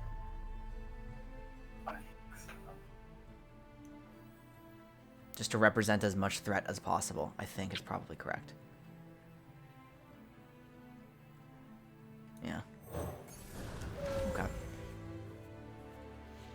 This also stifles any like board-based offense they might have. Yeah. It's just you know, it's a little low value, but it's setting some stuff off. It's okay. Oh. Lovely. Oh my god, wait a minute. So Diana flips here, and then she can kill Seraphine. Yep, Sarah Queen. Oh wait, no, because I'm gonna need to activate 3 Nightfalls to get that. All beauty. So it should be the Glenkeeper. transient. You can play all of this. Holy fuck. Wait, I can! Oh, in that case, you Then I would I would undo Dusk on the Twilight. Or Yeah, no, yeah, on you- Stygian. On Stygian.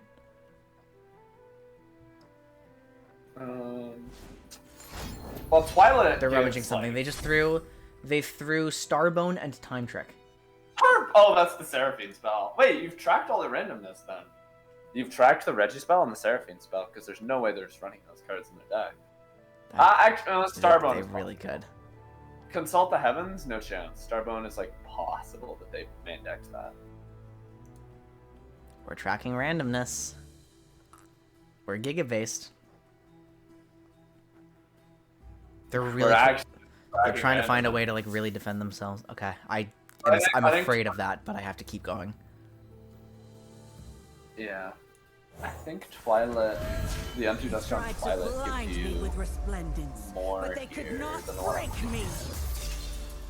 Stygian gives you +2 power, Twilight gives you like +4 across your board. That's true, and it just and it's not worth making this unblockable because I'm already pulling Seraphine with my sapling. Okay, now I'm also pulling Aphelios. Embrace the night, Aphelios. Oh my goodness. I would really prefer for Diana to, like, be allowed to hit. So actually, There's I'm no probably chance. just... That'll never happen. You'd rather take more efficient trades. What if I mean, yeah, you can do this and see if they like throw the game, but you have Wait! anyway. Yeah. It's That's why still you go for lethal! Twilight. Yeah. They probably have like a Mystic or something. Probably, that but... just- No, they don't! Oh, nice! GG. Wait, we won! Epic. We speak, and they Cool. will hear us. But you had to give me the lines. I gave you the Twilight line. Oh my goodness. I guess I did find the rest of it, but, like... I proposed a few lines that never came to fruition because I'm constantly cycling through what are my 8 trillion available options. Mm-hmm. It's hard. Millie was the fan club president, right? Yeah, Millie is. Do the- people not yeah. run her anymore? Did she get nerfed? She got nerfed, right? She got nerfed, so in most bar decks, she's a one of. Okay. They still run her, it's just not the 3 copies that it used to be. Oh, Millie. Ooh, what is this? Oh, this deck has like a 35% win rate. If you lose to this, I'm unsubbing for your show. Okay, well, I mean, I probably don't need Unto Dusk, and I'm fishing for a better combo, but I have something to work with here. Yeah. This deck has I've lost a Rise before, okay? Your deck was hard countered by Rise. I gave you a pass on that. And like, that's saying something, because I don't often give people a pass for losing to Rise. But like... I was watching. Oh, Diana's my Esmus removal, yo! Wait, so true. Murder Esmus. Also, yeah, try trading into this with Bird the Bellringer, you little shit. Punish transgressions. Eat lead. Either they don't motherfucker. have Bird the Bellringer, or they just don't understand what's going on. Okay, they don't have Bird. Or they don't understand what's going on. Phew. Oh my goodness. That's like. Esmus with nothing to support. Yeah, I mean, that's just Diana, and then Find Diana your own murders light next within turn. the Oh yeah, darkness. Diana absolutely murders. So, or when you activate another Nightfall, but the problem is I don't have another Nightfall to activate. Oh, well, oh wait, yes I do, I have Twilight Protector, what am I I was gonna say, hold on, you're Amogus-ing. You cannot possibly have an answer to this in these regions, if you're passing. I'm not afraid of the control potential of Bard Targon. It's like double pale. It is exclusively double pale. Grant us your Okay, guidance. well, they no longer represent double pale. Bye, Esmus. Tum fuck. Devotion to See you in the next life. No more lies. I will be heard. The problem is that, I mean, that lifesteal is coming out, but Esmus is more important to remove. Justice Okay, be never mind, the served. lifesteal is not coming out. Unless they're about to empower it, which they probably are. Wait, but how do they empower it? They're Targon. It would have to be pale again. Yeah. That's the only thing. Okay, and it is. Nice. It's out of their hands. Ah. Wait, no, I mean, nah, they just hit the right one, right? They would always have blocked in that order. Like, it's not like sequencing Diana at the front changes anything, so. No, not at all. Okay, one pale down. Easy. Skill issue. Is that a TBH. chime that just went off? This is comical. That is quite unbearable. If only it did not immediately get shot next turn by Diana. Yeah, alright. But that's permanent, isn't it? Yeah, it's just 4 power permanently. But Twilight Protector is pretty good, so.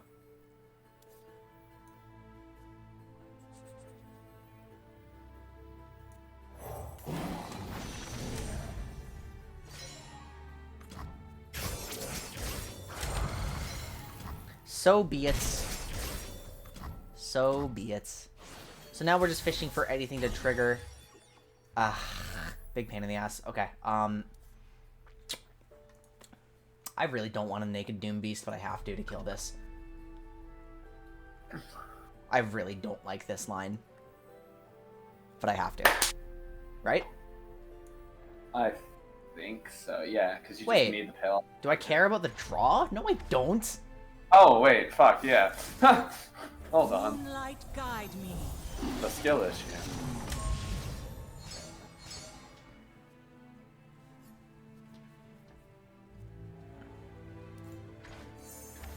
I mean, I did blow all of my mana, and now they get to react, but this is the only way I could have played out my hand in a way that actually deals with the Sparklefly. So, unfortunately... What? Okay, what could they have, Darian? What's going on here? I'm expecting that has to be... just more, like, stuff a la Battlebond. I was about to say Divine Judgment, but... So if this goes awry, Diana dies. Just buffs, yeah. But I'm of the opinion that this is most definitely going awry. They have a buff. It's just a matter of what. Yeah, Celestial Blessing. okay. I mean, has to happen. It has to be a Nocturne lethal now, probably. Oh, Moonlight. Which is fine, because I think we still have the line. Except, Oh. like, this thing surviving sucks. And the Amogus is elusive. I mean, I'll take it. I will have to take it. What am I doing? Okay, Nocturne is flipped, so I should play him. Yeah, I think that's quite fair. And then we look for a top deck that works.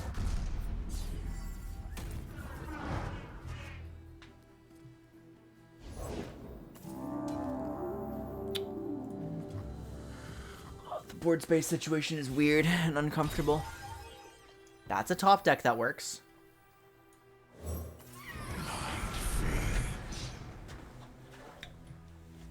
I should... Oh my god, though, Darian. It's like... The Glenkeeper comes out, and it has to come out. Yeah, I think you just... okay, it sounds fucking weird, but I think you literally do just overwrite your own units so that Nocturne... Nocturne Like, reduces that's- everyone. Well, I mean, what could come out in response? It'd be like, at worst, one blocker. Yeah. And so it has to be... I mean, it should be Solari Soldier. I was gonna say, I think you're overwriting your 2/2s. It's fucking weird. Like, it's a very uncomfortable line to play. Yeah, I mean, it just feels like I'm losing value, but...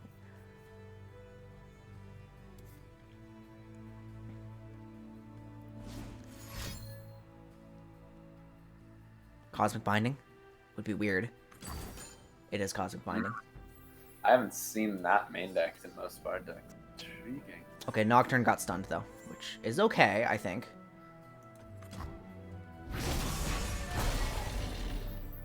Well, was it main decked? Yeah, it was. And it's still Moonlit again, right? Yeah, we're living in Bizarro world right now. That's funny. I mean, they can't block anything and they don't have enough shit left. Punish transgressions. Yeah, it had to be Moonlit or I didn't have Lethal, and I do have it now. Wow. What a weird line! And I'm glad I saw it, like, you didn't have to feed me that one. Yeah. What a weird line! Yeah, very cool. I like when those come about. They're fun. Okay, well... It is midnight now. I've been climbing for about 3 hours. I think that's a comfortable spot to end it off, where we didn't go up as high as we kind of would have liked, but, like, it is a completely uncomfortable archetype for me. Also, you spent a good portion of the stream on review, more so Oh, than... true. More than the last, like, hyper climb stream. I was reviewing a lot. Yeah. Startled Stomper, Rummage, Prismatic. Wait, Prismatic is kind of funny. I was gonna say, prismatic barrier is quite key. Yeah. Okay, well, I do feel like I have a better grasp of what's going on, and I do feel comfortable that this is the right aggro deck for me to be playing right now for the skills that I need to work on. Yeah. The parts of this night that felt really bad were, like, when I lost on, like, one tiny interaction, but that is something that I've just avoided from how I've been playing before. I never created the opportunity for that to happen earlier, but it's okay that it did now. because that's just part of the game. That's how it works. You have to care about those tiny little interactions. Very true. At the end of the day, I think I actually did sequence things a lot better than I usually do. I think I did actually like find more interesting lines, and it's kind of interesting because it's like I've had so many experiences lately where it's like this skill was inside me all the time. I'm just suddenly good at it. Yeah. For me today in lore, it was sequencing. It was like creative lines, using the stuff that's not in my deck. I'm using my memories on enemy cards for wild advantages. Yeah, that's very satisfying. So the old Quinn that used to come up with creative lines is kind of back. Yeah. In League, it's just my summoner spell tracking. We're just abruptly, I'm really good at it in the early game. Not in the late game yet, but I think I figured it out. I think I've worked it out. And it's what I said at the beginning of the stream. It's always a mental stack issue. Yeah. There's a lot of things that I actually know how to do that I don't know I know how to do them. And the reason that's true is because I keep focusing on different things, or I'm playing a really complex game that's like forcing my attention in a bunch of different directions at once. And I know how to do these, but I don't know how to do any of them comfortably enough to automate it. Right. That's fair enough. So I can't do them all. Yeah. Then when I change the context of what I'm doing, and I play solely for one thing that I think I don't know how to do, I discover, wait a minute, I actually can. I'm completely capable of doing this. And I have been the whole time. What would change if I slept better? If I ate better? Like, what would change if I just freed up more space in the mental stack on that? Would I not just immediately become a much better player in all of my games? I think it quite likely. And and so that's the really big takeaway that I'm learning from this game. There are fewer variables, and I'm finding myself just abruptly being much better at skills that I didn't think I had in me. Lovely. So actually, hang on. We need to,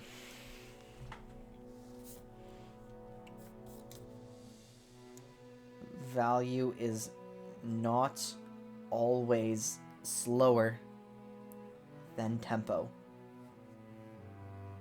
I never wrote that down from the Gangplank game. I need to write it down. Wow, I feel really good. I'm going to keep playing Nightfall next time. Lovely. And I will finish playing Nightfall, maybe in Platinum. Who knows? I don't know how far I'll get. I'm going to be honest. I don't know how far Nightfall can take me right away. But maybe I do just go slow and enjoy the ride in gold and actually improve, right? Yeah. Okay. Well, everybody, thank you so much for being here. I really appreciate it. Darian, thank you so much for helping me. I made much faster progress than I would have without your help. Of course, my friend. Yeah, so everybody, don't forget to love yourselves, respect each other, and I will see you all next time. Take care, everyone. Bye-bye. Bonsoir.